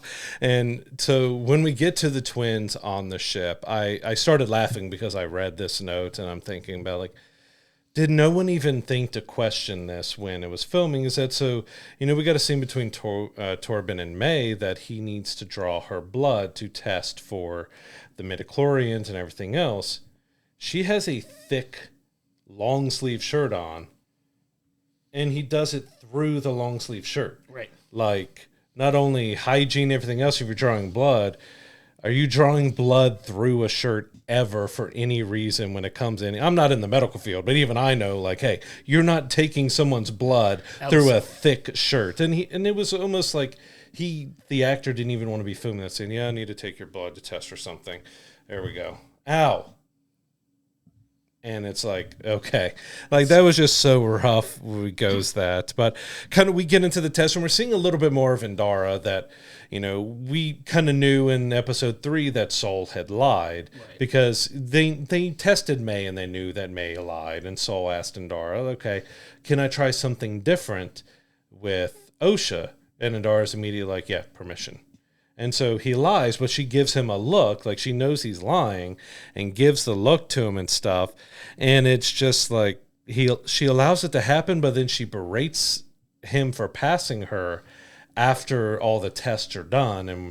And, so she lets it happen, know he's lying, lets him pass her with the Jedi Council, and then kind of pokes fun and berates him for, well, you're the one who passed her when she shouldn't have because it lied. And it's like, it was just, nobody was written well in this episode at all. Like, we're thinking that this is a very big episode that we're getting a lot of revelations, but we're getting them in just the wrong way. Like, if this show was written better, and as a writer and stuff, I hate going after that, but just, this could have been a really good series, but it just wasn't written very well. Like, everything is so mismatched and wishy-washy, and it feels like every episode, every character we've looked at is a different motivation that episode. Like, everything is changing so much. And so we're going into now that after they've tested the girls, they get the blood results back, and we find out that everything is exactly the same. So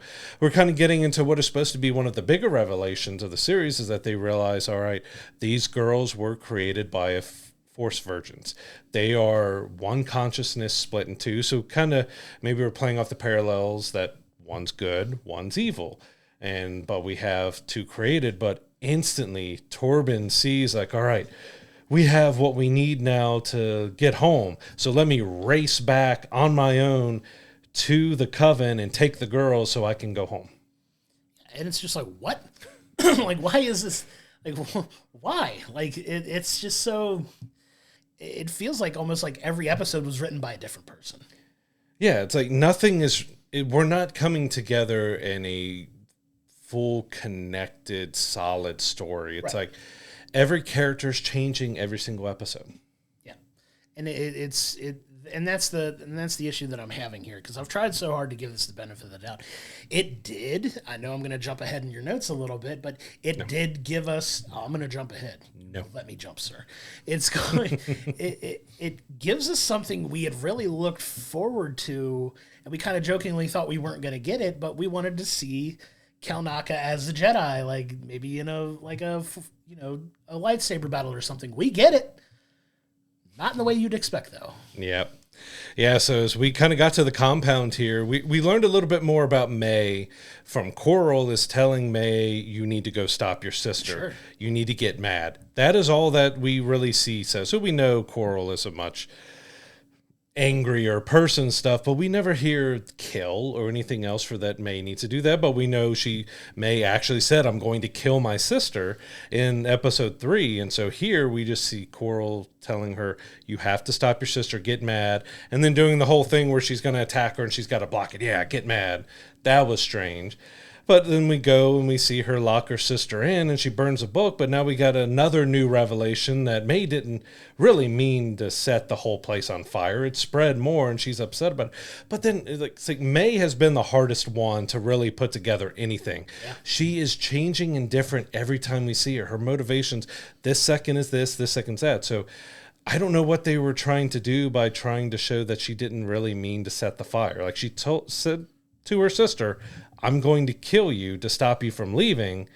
And then we have the fire set. Oh, well, now she's upset that she started the fire and didn't mean it to be as big. Like, did she just mean to burn a book in front of the door and just have the book burn and make her sister think she's doing it? But then the whole metal and rock coven caught on fire. But that just added so much more. Like, do we really know who May is? I have a feeling at the end of all this is that May is going to join the Jedi and Osha is going to be the Acolyte, and we've all been duped and tricked, but none of it makes sense. Nothing with the twins that are at the heart and core of this story. You know, there's parallels to Luke and Leia, you know, the Force twins, and, you know, we're looking at potentially the connection to the Sith with the Virgins of maybe with... why am I forgetting his name? Come here. No, there are big grand Sith that we haven't really seen, but he's Plagueis. Darth Plagueis, yeah. Darth Plagueis. That I have a feeling we were going to have a connection to Darth Plagueis here, but all of it is just, none of it's making sense together, especially with the twins. They don't, the stories surrounding them, but neither of them are really, and it's sad because, you know, our actresses for the kids and the adults, she's been doing really good, but these characters kind of paper thin on their motivations and changes every second. Well, yeah, the whole thing with May is like she's destructive when she can't control her emotions. Like it's the whole thing. Like they take it back to when they were kids like that, and she's trying to, you know, attack this creature, and Osha's like, stop it. Why do you always do this when you get mad? Well, like Quirrell obviously knows this, so she's just telling her to get mad, but it's like, get mad to the point where you're going to burn everything to the ground to stop your sister? Like, is that the extreme you want to do? It's just so, like you said, it's just so frustrating as a viewer, because you want just clear direction on what they, like, you know what May wants. May wants to stay with her sister, but getting angry, losing control of your emotions and being destructive is not the way to win somebody to your side. You know what I mean? You're trying to strong arm her into staying. That's not healthy or creative for anybody. You know what I mean? But it's just, it's so aggravating to that point. Now and her setting this fire is leading to this showdown between, you know, the Jedi and the witches at this point, that now it starts getting into, in my opinion, the most absurd part about this entire episode. Really.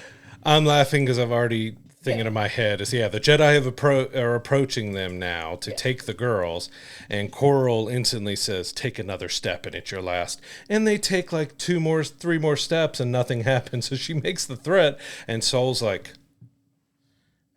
taking a few more steps and goes. But we're to the biggest point that kind of kills Soul's character, because what he does makes no sense. Already you've got the obsessive creepiness over the kids, but now we've got May showing up to kind of confess what she's done with the fire and talk to her mom. But then her mom decides, well, I'm going to turn into the smoke monster from Lost, which I know that's in some of the book lore. But again, if you're looking, you know, we've been told most of the books are not canon, even when we have Thrawn, that we're bringing some of those books into canon, and we have some more. But if you haven't read the hundreds of novelizations out there, this is the first time you're looking and seeing someone turn into smoke in the Star Wars universe. Like, wait, why is she turning into smoke? She's turning May into smoke. Oh, well, because she's turning into smoke, Soul pulls out his lightsaber and stabs the smoke, which somehow she's still there, even though she is completely turned into smoke. It's able to stab and kill her. But then we get one final, wish. So, she's trying to potentially escape or do something, and then Soul stabs her, and she's like, well, you know I was going to let Osha go with you, right? Like, what? Oh, here, Mr. Man who killed me, take my daughter, please. Are you kidding me? And yeah, we've been told about the Jedi don't act. They don't attack unarmed people, which maybe that stemmed from this incident or something. But Soul was so insanely quick to act and stab and attack. Like they were already kind of squaring off to potentially battle, but no one had really made a move yet other than her turning into smoke and he stabbed her. Can I say something completely off the wall that would legitimately cause me to throw my TV out my window? Absolutely not. Okay, then I'll keep it to myself. But no, if Soul winds up being this Darth Plagueis character, I'm going to throw my TV out the window. I didn't even think about that. And I am going to leave this podcast and walk out of this room, and I'm never going to be seen again.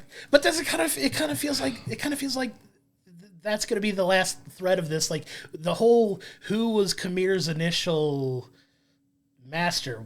If it's Soul, I'm just gonna. If they turn him to the dark side, that's gonna be crazy. I'm gonna throw my TV out the window. That's exactly what's gonna happen. But yeah, like he attacks this unarmed person who I get it. They're kind of facing off with here or whatever, and maybe in his brain, he doesn't understand what turning to the smoke means, and he's trying to turn one of the kids into smoke, and he feels like this is his way of defending.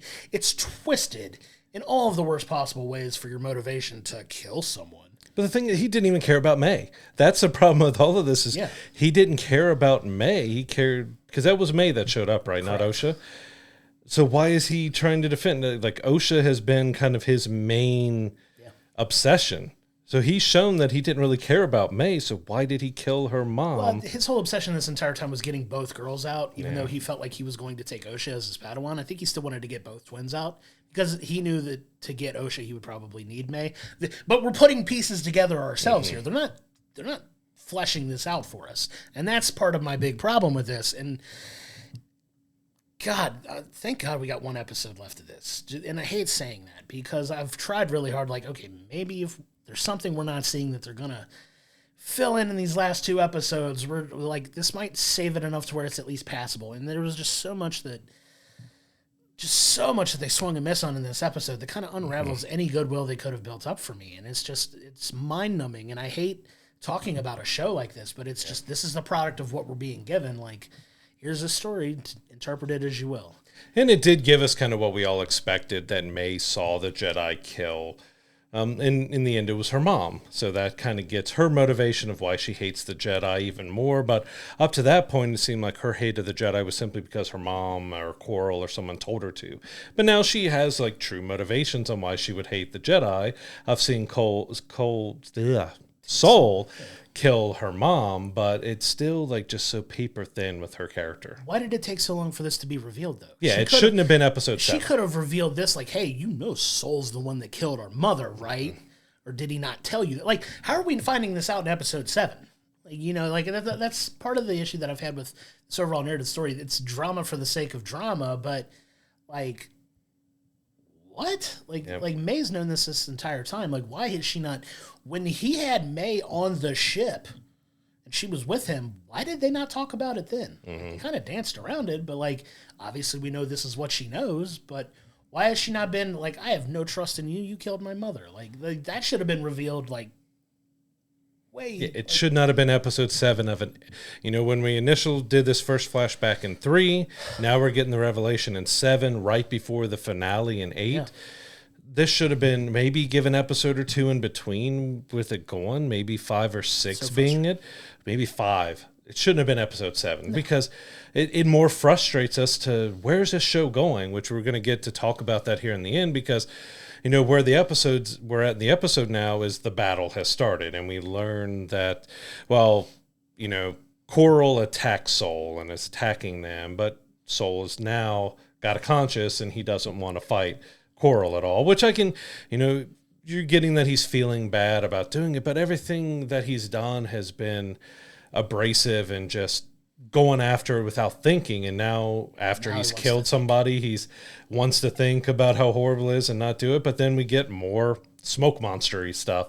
All the Coven have disappeared. And what you talked about, we got Kaunaka has shown up and he's being controlled by the Coven. So we get, which was kind of humorous in a bad way, that we see all the Coven sisters sitting there swaying, chanting, knowing that, you know, we're fighting Kaunaka. And the fight sequence with Kaunaka between Torben, Soul, and Kaunaka was fun. It was good. but it also had a lot of issues. So, how did Torben get the cuts on his face? Good question. So, Tobin ends up scarred and beaten and cut up, but we never see how that happens. He's thrown with Soul, but he lands on a table and rolls off. And then Kaunaka picks him up and holds him against a wall. When he picks him up off the ground, there's no cuts. When he slams him against a wall, there's multiple cuts on his face. When he gets thrown down again, the cuts look a little worse. And then when he's on the ship later, the cuts are even worse. There is nothing that shows that he got hit with rocks, that Kaunaka scratched him, or did he? There was nothing that showed how he would have. Soul walked away scot-free. There was no scratches or anything on him, but somehow Torben, unbeknownst to us, got cuts all over his face. It's so silly. Like, the fight itself was fine. It was good, but there were so many misfires and missteps in this that it's hard to overlook. And that's what I kind of mean by it, like, insulting our intelligence a little bit, because you literally just broke down, like, why is he scarred now? Like, nobody really knows, like, what actually caused it to happen. It's so it's so frustrating, and I kind of want to just bang my head against the wall talking about it. And it's unfortunate because we don't like to. I don't think either one of us take any joy in being negative about something. I absolutely hate that I'm having this many issues with the show. This is kind of out of character for. I know some people that watch this jokingly say we're a little too optimistic sometimes, but like when it's this ridiculous, I feel like we kind of have to. You know what I mean? Because this is. I hate paralleling the two, but it's like Madam Web levels of bad writing. It is kind of Madam Web. It's like it's Madam Web level. Yeah, that's exactly right. It's just so absurd. There's so many things that are insulting to your intelligence if you're paying attention to story and things like that. Where you look, there's a lot of things we both look at things similarly. Like where we look for character motivations. Is the character motivation there? It may not necessarily always be a way that we would think of something for somebody, but we're not writing it. We're taking and interpreting things that people are writing and presenting to us, and just kind of like analyzing it at that point. And we can. I jokingly say the worst thing you could do about a show is fantasy write it before you watch it, because this is someone else's interpretation of a story, right? It's not ours. So if we cared so much about it, we would write it completely different, I think. Yep. But it's just an interpretation of something that somebody's giving us. And it's just, I feel like this episode really was just like a big middle finger to us as somebody who's breaking down every episode. And it's just like, you care so much about this, let's just throw everything against the wall to see what sticks, and none of it does. Yeah, so we're not done yet with kind of the ridiculousness of it, because Indara shows up to save the day, and she uses, her immense force powers to break the hold on Kaunaka. And then the Coven's gone. But all the Coven die from her breaking the hold. We saw Anastasia use it on Torben and release it and be fine. We see him turn into smoke monsters, but because I guess a group of them are chanting and doing it together to control one Wookiee, that another Force user breaking it will cause them all, and they just fall over dead. Like, it's like, huh? Like, in the most ridiculous way. It's that absurd. It's just absurd. Like, and yeah, it's kind of. And then we kind of meet up with Soul. Soul's raced after the kids. And as you mentioned earlier, he sees them just yelling at each other, and he's just standing there, doesn't say anything, and the stuff starts to fall. So he uses his powers to try to, hold up the platforms. And about 5 seconds later, he's like, you know what? And he lets May fall. And he saves Osha, which, again, the platforms are far away from the cliff that he was standing on. And it looks, he releases his powers and then reaches out to grab her where she's miraculously over here. Like, we didn't see a force pull. We didn't see anything that she's miraculously close enough over to the ledge that he can pull her up. But we're left with still no answers to what happened to May afterwards. We see her fall, but how did she survive? How did she end up with Kamir? How did she end up under control of Kamir? Why did the order in which the Jedi were being killed by May happen? Because now we know Soul is the main one. Torben was there and fought, but he wasn't exactly responsible. And Dara didn't show up really to fight until after the end. Konaka didn't do anything but fight the Jedi. Sol is really the only one that did something directly to affect May, and he's the one that's still alive and was the last one. But you can say, well, I'm going to make him suffer and be the last one. But the motivations behind it, maybe it was Kamir who did it, but like, why didn't we get a connection to Kamir? Why didn't we see how Kamir ended? In this episode. How did May leave this planet and go somewhere else? How did Kamir get to the planet? If he did, to get, like, there was no connections, no anything to Kamir, and that's kind of past the twins. He's the other big mystery. I'm going to say something really toxic right now. Guess what? We've got an 8th episode, Brad. So that's how we're gonna. This is gonna be what episode 8 is gonna be, isn't it? Yeah, I know, right? But this is what episode 8's got to be, right? They got to close that loop eventually, right? Because you gotta. That's literally the only thing we can't figure out now. Is what happened with her. Like, is that going to be like the first half of this last episode? It's going to be 30 minutes. It's going to be 20 minutes of explaining how May ended up at the bottom of this rubble to being saved by Kamir and her connection to that. There's too much to wrap up in a 30-minute episode because, like I said, to finish off kind of our recap is up because I've almost broke everything down because almost everything has had a problem that needed to be talked about.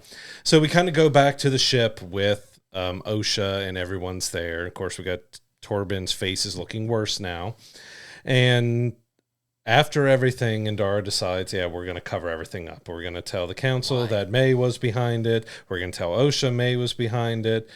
But how did we get from that to where we were? So, like, this took place 16 years before kind of where we were at the present day with it. How did Torben go from being an apprentice who whined all the time, just wanted to leave, didn't listen to his master, was scarred, to a master who has been meditating for 10 years of those 16 years in his like meditative bubble? How did we get there where he's just so quickly to drink the poison and kill himself in front of May? Like, he didn't really do it. Like, he ran off to try to take the girls because he wanted to go home, but we don't have the motivation. Like, he knows that they were responsible for the coven and for people killing, but he directly didn't do a whole lot. But he just instantly took the poison and like killed himself. Like, his character is overall very thin. And this is why we had a problem with this episode as much as we have. Because if you start to look at things in totality, a lot of stuff that's led up to this has meant next to nothing, or has just left us with even more questions, which is not how you want to tell a story. Yeah. You want to be able to wrap up these questions and give us clearly defined reasons why these characters that you've met at the beginning are doing what they're doing, right? And we're left with even more questions now that you have essentially one episode that God knows if we're going to get a season 2 at this point, because one, it's not being reviewed very well for obvious reasons, but at the same time, there's not a coherent plot. There's just not. Like, they're trying, but I think they're just going about it like in such a way that doesn't logically make a ton of sense. Because if you're watching it like we are and breaking it down week by week in a vacuum, there's the opportunities for this to really dive into what each of these characters are about. And we're in the penultimate episode of the season. We're left with more questions than we've had since we've had from the beginning of the series, which is a problem. Yep. And Carrie-Anne Moss was such a waste. Now that we've only got one left, and that might be potentially last time we see her, like, she got a great fight sequence to open up the series. Brilliant. Like, the first 2 episodes were really fun, enjoyable. Yeah. I really liked as we were going into the mystery and everything else, and it just kind of fell apart since then. And the flashbacks we've gotten with her, she's really been doing nothing. She's the master telling people what to do, but no one's listening to her. They're doing their own thing. It's a problem. And then, of course, we've talked about how Sol, his character's been completely destroyed because he turned into an obsessive, weird, creepy kind of guy who murdered somebody. And I mean, again, maybe they are trying to show us the bad parts of the Jedi and that they're not as good, but it just wasn't done in a good way. I can get behind something like that.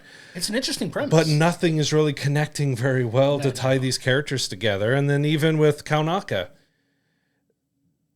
did we just have a Jedi Wookiee for this one fight scene? Because he did nothing through this whole thing. He was just in the background. Like I said, when they were training the girls, testing the girls, he was outside working on stuff. When they're doing the fighting battles, he was in the ship with Endara, jumped down to try to help, but it got taken over. Yeah, he fought his own Jedi, but he hurt no one other than Tobin, which, again, mystery injuries. He didn't kill anybody. He didn't hurt anybody. He wasn't responsible for what they did, but he put himself into isolation after that. Like, the motivations of these characters and where they are and where the story has been, it just doesn't match up. And then even with our Jedi Council and we got the mystery of Khmer and who his master is and, what we're doing with our lightsaber woman, which I've already forgot her name because there's so much bad stuff that I've thought that I've already forgot her name. What's going on with her? Like, we've set up maybe some mystery behind her that Khmer was her apprentice. We got nothing on her. Nothing more in this episode on her. Nothing more on Khmer. Like, we're left with so many questions, but not in a good way. Like, stuff has just been so kind of poorly laid out that nothing is really connecting, and we're just going to have a mashup of things to wrap this up in episode 8. And I said, there's very few things that I dislike, and it sometimes can be maybe a little too generous or maybe a little too harsh on things, but it's just been poorly put together. Like, the whole premise of this show could be very good, yes, if it was put together right, but this just looks like stuff that was thrown and slapped together without a care of how they actually connected to each other. Yeah, the premise is fantastic. Like, I love the deep dive into, like, the origins of the Sith, and thank you for throwing those notes out. I'm so glad to be done with this episode and this review at this point. And that's part of our frustration with it, is, like, the premise of it alone, very exciting. I remember when we saw them talking about this show and what it was going to be when they announced it, I'm like, oh, that's cool. It's a different look at the Jedi that we've, viewed in one particular light for all this time, but maybe they're not always as altruistic as we think they are. Great premise, but they have not stuck the landing on virtually anything in this so far. And we've tried. We've tried to give them the opportunity to kind of like, okay, let's see where we're going. And now we're at the next to last episode, and we got what we just got in episode 7. We're like, no, that's just a miss. It's a big miss, and it's unfortunate because the potential was there, and it even started out, like you said, as promising. We were very optimistic after the first couple episodes. Of like, all right, we're in for something here, and then it just kind of fell off a cliff, and then kind of came up a little bit, and then right back off the cliff again. And it's so frustrating because there are some bright spots in this series, like Manny Jacinto as Khmer, fantastic. Mm-hmm. I've really enjoyed what he's done so far. And it's not enough to save the show. But it's been he's had, past his episode with Osha, he had 5 minutes, 10 minutes of screen time. If that. Up into that episode where he got 10, 15s. But, there's still so much mystery behind, this is called the Acolyte. So we think we're going to be learning more about the Sith, and it's been about the twins, which one of them is going to, is his Acolyte, and is it going to finish off that way? But there's been no real setup. Like, we still don't really care about Osho. We don't care about any of these characters at this point. Like, you've broken the character of just about all of them, and May and Osho, everybody's with you. Everybody's like, this episode they're this way, the next episode that way.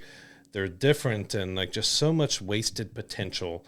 And this I felt did more harm than good. Like, we got the answers we were waiting for, but in such a bad way and way too late in the season. Yeah. 2 episodes earlier, we'd probably be having a different conversation because there's times to kind of move forward, right? Because now you're coming back up into the modern part of the story, right? And up to date, at least in real time, for the story that they're trying to tell. And I don't know how they're going to finish it. I really don't. And it's unfortunate because we really wanted to give this a full opportunity, and obviously we're going to review the last episode as well next week because it's the season finale, maybe series finale, we still don't know. I'd be surprised at this point if it got a second season, just based on the feedback that it's getting for stuff, but we'll see. But it's only going to be a 35-40 minute episode, I think, at most, and it's just not enough time to really do clean up and finish this in a way that's really digestible. And We'll give our final thoughts on that episode next week, but I'm kind of ready for this season to be done at this point. It really left a bad taste in my mouth, and I hate that. Yeah, because normally the second to last episode of the season, they're setting up your final conflict, to get to your final resolutions and get you to want to turn into the finale. This actually made me almost not care about turning into the final episode. Like, I'm not trying to hate. There's a lot of people who are hating on it for all the wrong reasons, because they think it's progressive or they're bringing their political or social. Just stop that stuff.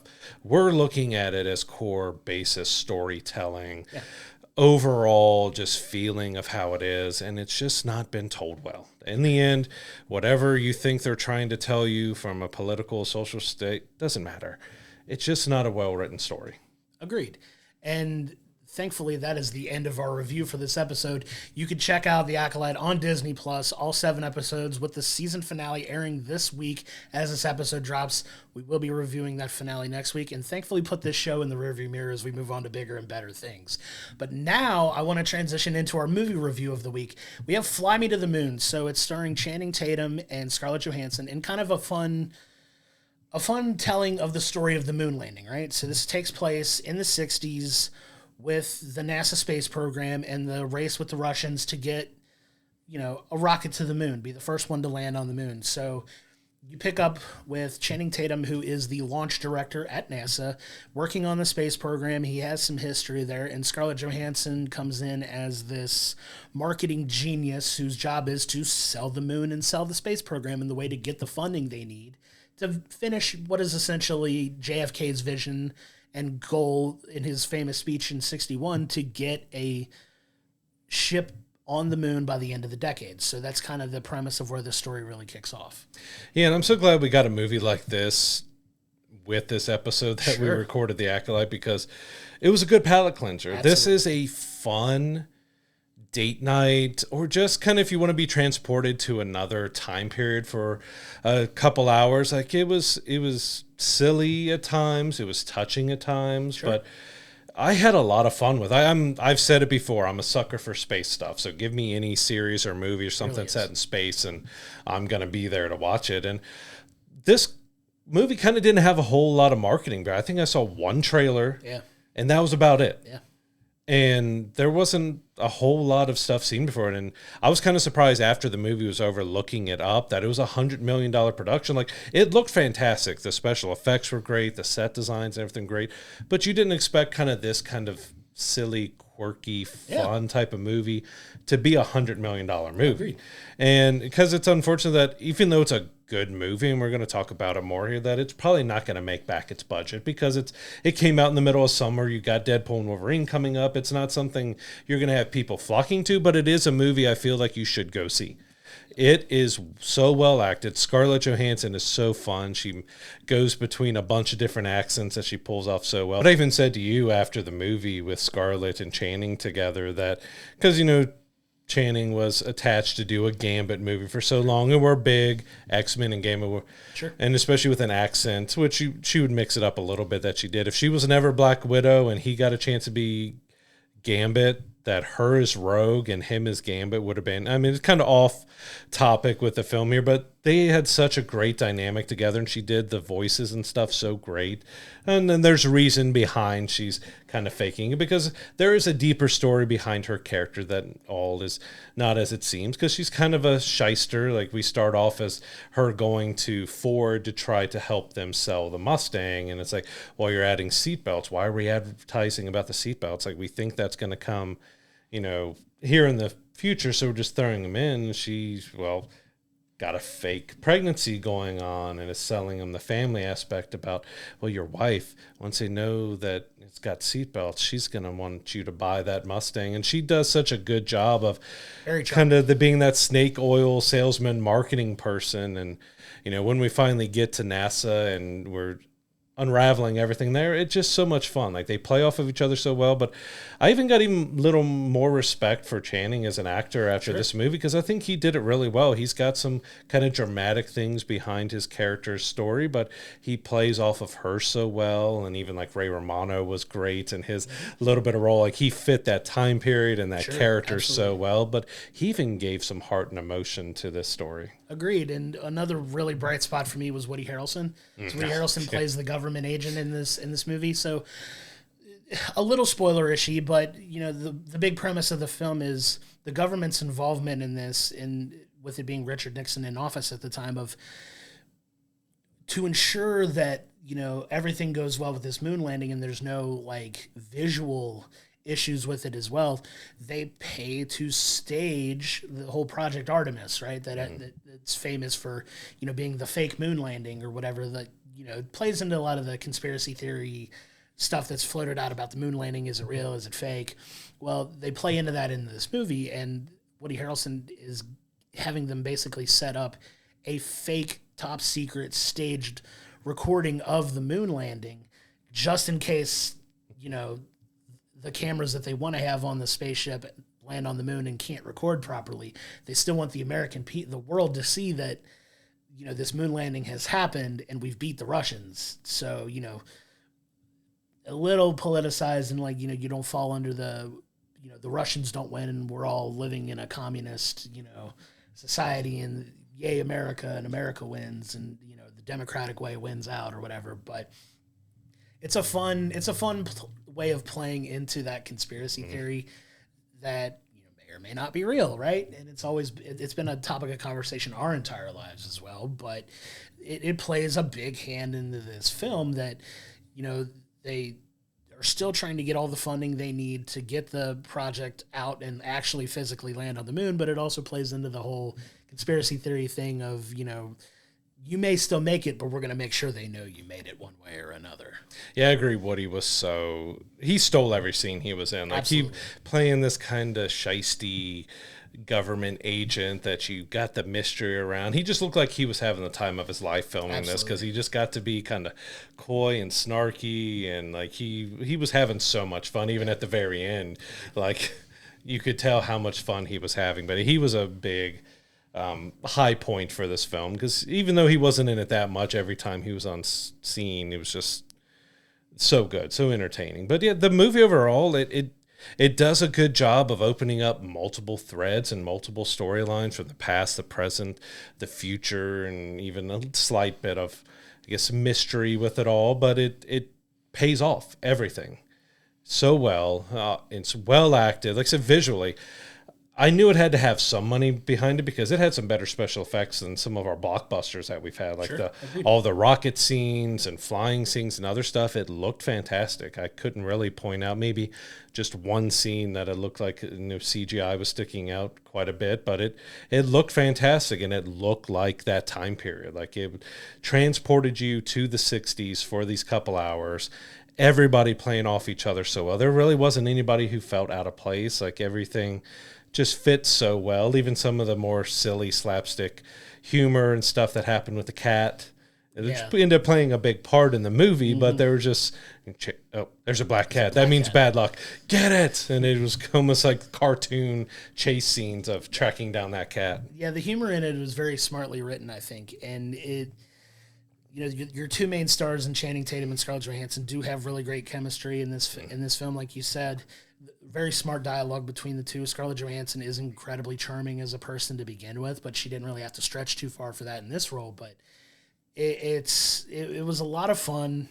They play off a couple conspiracy theories in this movie that I think was fun because the whole not only talking about the moon landing but talking about aliens a little bit too. Like, oh yeah, you think that's wild? There's this place out in Nevada where we test some spacecraft on some stuff that may or may not be true. We've kind of come out and admitted that our government said that was true, but it plays a lot of that fun dynamic too. And it's like you said, it very much felt like we were transported into the 60s in a way that felt believable and accurate to a point for the time that they were living in, right? And just the way that characters spoke and the way that, you have Channing Tatum, who's this, you come to find out he's a little bit spoilery here, that he's like a former, pilot and things, flew some missions in Korea, and he was a choice to be a shoo-in that everybody thought was going to be one of these astronauts that made their way, and for different reasons he couldn't, and that's why he still chose to be a part of NASA and worked his way up to a launch director. And it was definitely giving some good solid depth to these characters, and they played their roles all very well. Like I wound up enjoying this movie a lot more than I thought I would, and I'm glad we made the decision to choose this one to review this week because I had a feeling it was going to be better than what we had seen. Because, like you said, the marketing on this film was terrible. Like it really was. Yeah, like there didn't see much about it. It got lost in the shuffle of so many other things that are coming out around this time. But it's a really fun movie that I think a lot of people will get enjoyment out of. It may wind up being a bigger hit when it moves to streaming just because of the time frame that it's been released in. But I've really enjoyed it. Yeah, I kind of feel the same way with this one as with the Horizon American Saga. If this released more in the fall or winter, maybe even early spring, it probably would have a bigger box office run because you got Deadpool and Wolverine in 2 weeks. You got Twisters out next week. Like it's going to probably fall by the wayside because, you know, Twisters may be a fun action, which I'm really looking forward to, but that might be a date night movie that people go to for the summer blockbuster silly. You know, this is not exactly, it's got the budget of a big summer film, but it's a smaller, more quaint, you know, period piece that is, you know, really funny. Like I said, could be a good date night movie, could just be a good movie that you need a palate cleanser. These are one of those palate cleansers that are, it's kind of a smaller film with a big budget that just kind of lets you reset, and it's not superheroes, it's not this. It's an original kind of smaller film. Like even though we've touched on, you know, the Apollo 11 and 10, all those missions a lot before, it's still one of those smaller films I think really deserves to be seen. Like everybody acts so well. The story is done so well. Everything is smooth and goes through its paces. Like like we had with the Acolyte. Much more cohesive storytelling, yes. Everything was cohesive. You got threads open that made sense. They paid off in the end. And there was a lot of humor. Like I really loved how, you know, Scarlett Johansson hired some actors for some of them because we got Ray Romano gets a great, like the TV turns like he's got my name. He's got my job. Like, what? Because they were, for context, when she comes in to try to sell NASA, they are not having her at the beginning. Don't want to talk she's to like, her. all right, you don't want to talk and do these media things to help get it? I'm going to get it either way. I'm going to hire these people to play you. My favorite was the one that she hired to play Channing Tatum's character. And he says, you know, she's got notes on some of the stuff. I flew X number of missions in Korea. And he was like, I flew 52 missions in Korea.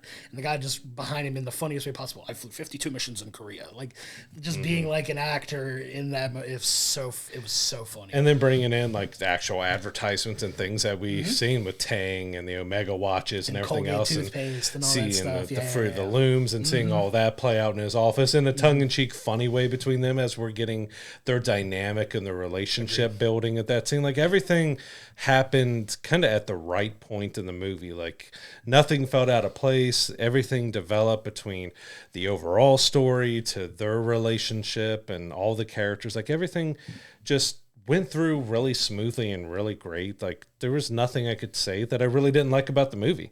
Like in the end, it's not something that's going to win a bunch of Oscars. Like I think the performances are great, but it's not like it's not going to win awards. It's not one of those big movies that win awards, but it's something that should be watched and seen because it's great performances. It's a great little movie. Like I said, it's a $100 million movie. Should it have been $100 million? That's probably a question to have on that, but it's a great little film. I really enjoyed it too. It's like a romantic comedy, very smartly written. Like I think, and had more touching historical aspect to it. Yeah. Because there are some heartfelt moments in there about you really feel for these characters and some of the stuff that they're going through and how much they're passionate about what they do and why they work as hard as they do. And it's a lot of fun. It's, like I said, very smart writing, much better than the Acolyte. I will give it that. So like it was, like you said, the perfect palate cleanser for what we had to digest with our TV review. But this is one that I think it'll do a little bit better when it makes its way to streaming. I really do, because like you said, it is mixed in between, like you have the family films that are doing gangbusters at the box office right now with Inside Out 2 and Despicable Me 4. And then you've got Twisters and Deadpool and Wolverine coming out right after. That's kind of sandwiched in between some bigger films that it's not going to get as much as it should. Truth be told, when we went to the theater, there may have been 10 people in the theater, like with us, like in our bottom section. There were people sitting in the dining seats that were pretty full, which probably made sense. Like you said, it's a perfect like date night type film. So people were going to probably get dinner and a movie to watch that together. Great date night film. Smart, like I said, smart written, very funny. It was funnier than I thought it was gonna be, but and that's a lot to do with how well the dialogue was written, because there were moments that we were legitimately like cracking up at. Yeah, I've been laughing and smiling while you're talking, because I don't know why, but the tour guide popped up in my head about Ken, his just just little touches of sprinkling him in there of what he says. Even there was a little bit of a touching moment with him too, but he was very funny, and the stuff that he did of taking, kind of were introduced to him by Scarlett Johansson, her assistant, who does a lot of the sketches and ideas for her, which she even got a little bit of a storyline, even though she's kind of a side, kind of a throwaway character in ways.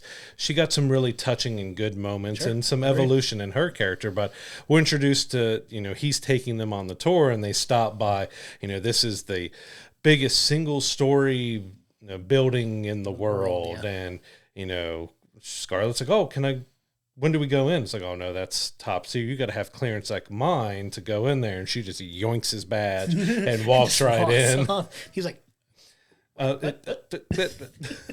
like I said, everybody played their characters so well. Everyone had some great moments. Even we got some of the more, nerdy, geeky characters that I relate to with those guys a lot. They got to have a little bit of an evolution and some fun stuff about, needing some parts to help fix something, and they got to go do something. And it also showed just how good Scarlett Johansson was to manipulate and change and do scenes. But like I said, she got a big story arc that, out from being this great marketing woman, she has a past, and she has all the stuff that we got to explore and unravel, and we kind of got a Top Gun moment too towards the end of getting to take her in planes and everything else and seeing those reactions. And that was a funny, like, expected scene, but they both played it so well that you just had to laugh at, are you all right? No, yeah, I'm okay. She's got her eyes closed. Got your eyes open. I love that. Yeah, it was, like I said, smartly written. The dialogue was great.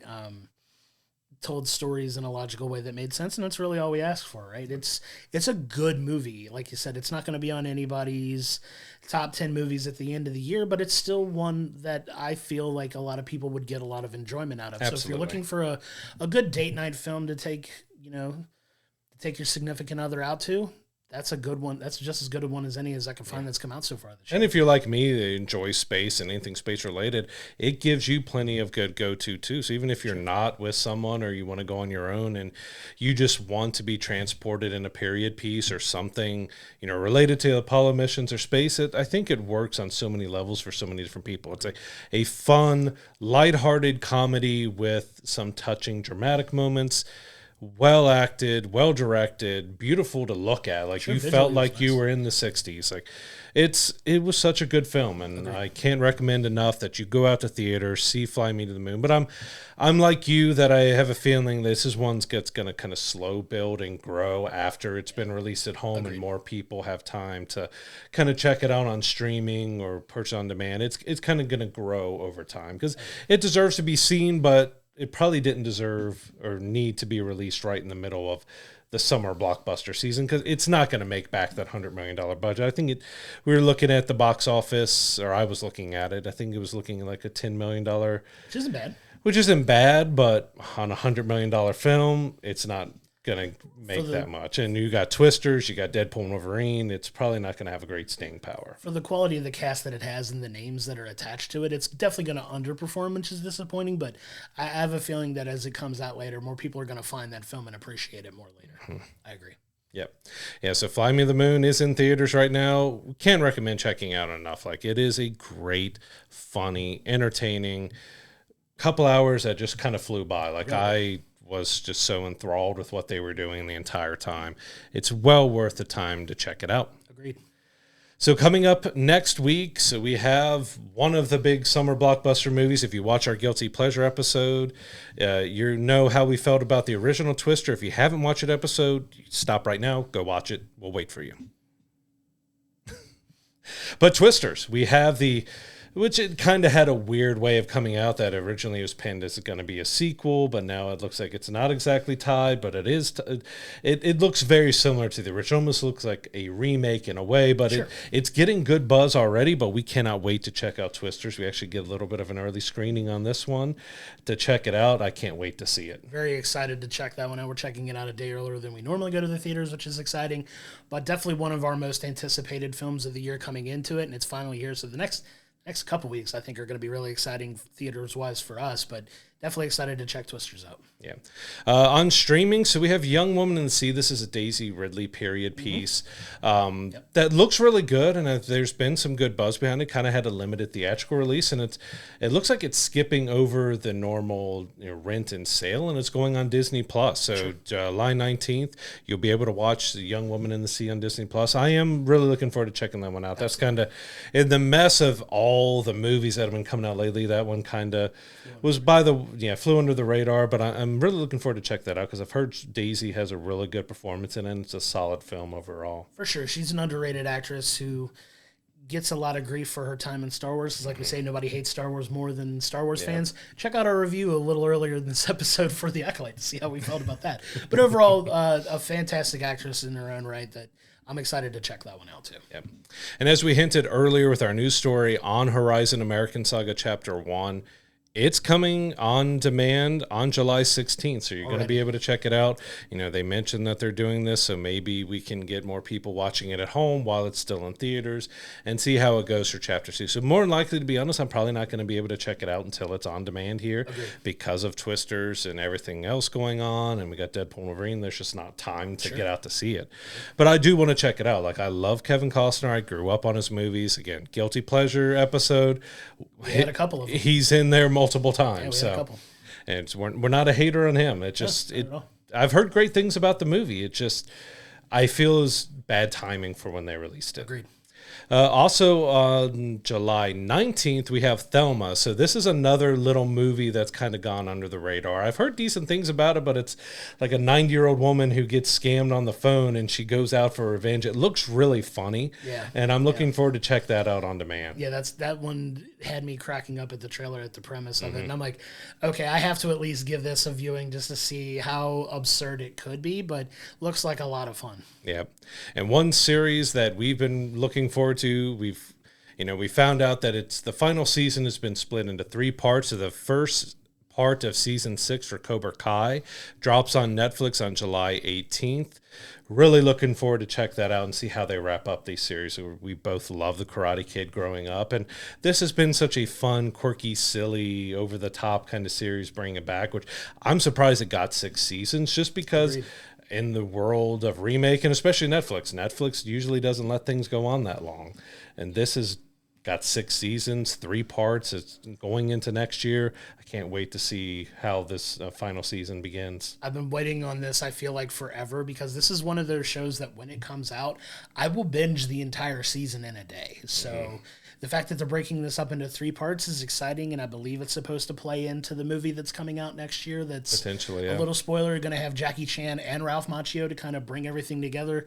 Feels like it's working around the World Karate Championships and not just the All Valley, so it's going to branch out a little more and lead into that final movie to kind of close the chapter on everything related to here. But yes, Cobra Kai has been one that I've been looking forward to all year, and it's finally here, the first part of season 6, and I'm so excited to check it out. July 18th on Netflix. Also on July 18th, over on Max, we have the Kite Man spinoff. So if you haven't watched the Harley Quinn animated series, it's for adults. It's not meant for kids. Kite Man as well. That he came from the Harley Quinn series, another kind of oddball DC character is getting his own spinoff. It's going to be for adults too. So it's going to be interesting to check that out. I'm a little bit behind on Harley Quinn, and so I need to kind of finish that up probably before I jump into Kite Man there. Yeah, you definitely should, but definitely one geared towards adults. Very vulgar, very violent, very funny too. And Kaylee Cuoco is Harley Quinn, hilarious, because if you've seen her, if you only know her as Penny on Big Bang Theory, she definitely jumps into the role of Harley Quinn very hardcore. Like Alan Tudyk is Clayface in there. He's been brilliant. Yeah, fantastic as well. So excited to check that one out too. But that is going to do it for this week's episode. We've had a lot of fun talking about Fly Me to the Moon and just kind of sharing our frustrations with the Acolyte. But coming up, we do have the season finale of the Acolyte. So we were reviewing episode 8, talking about that here, putting that show to rest finally.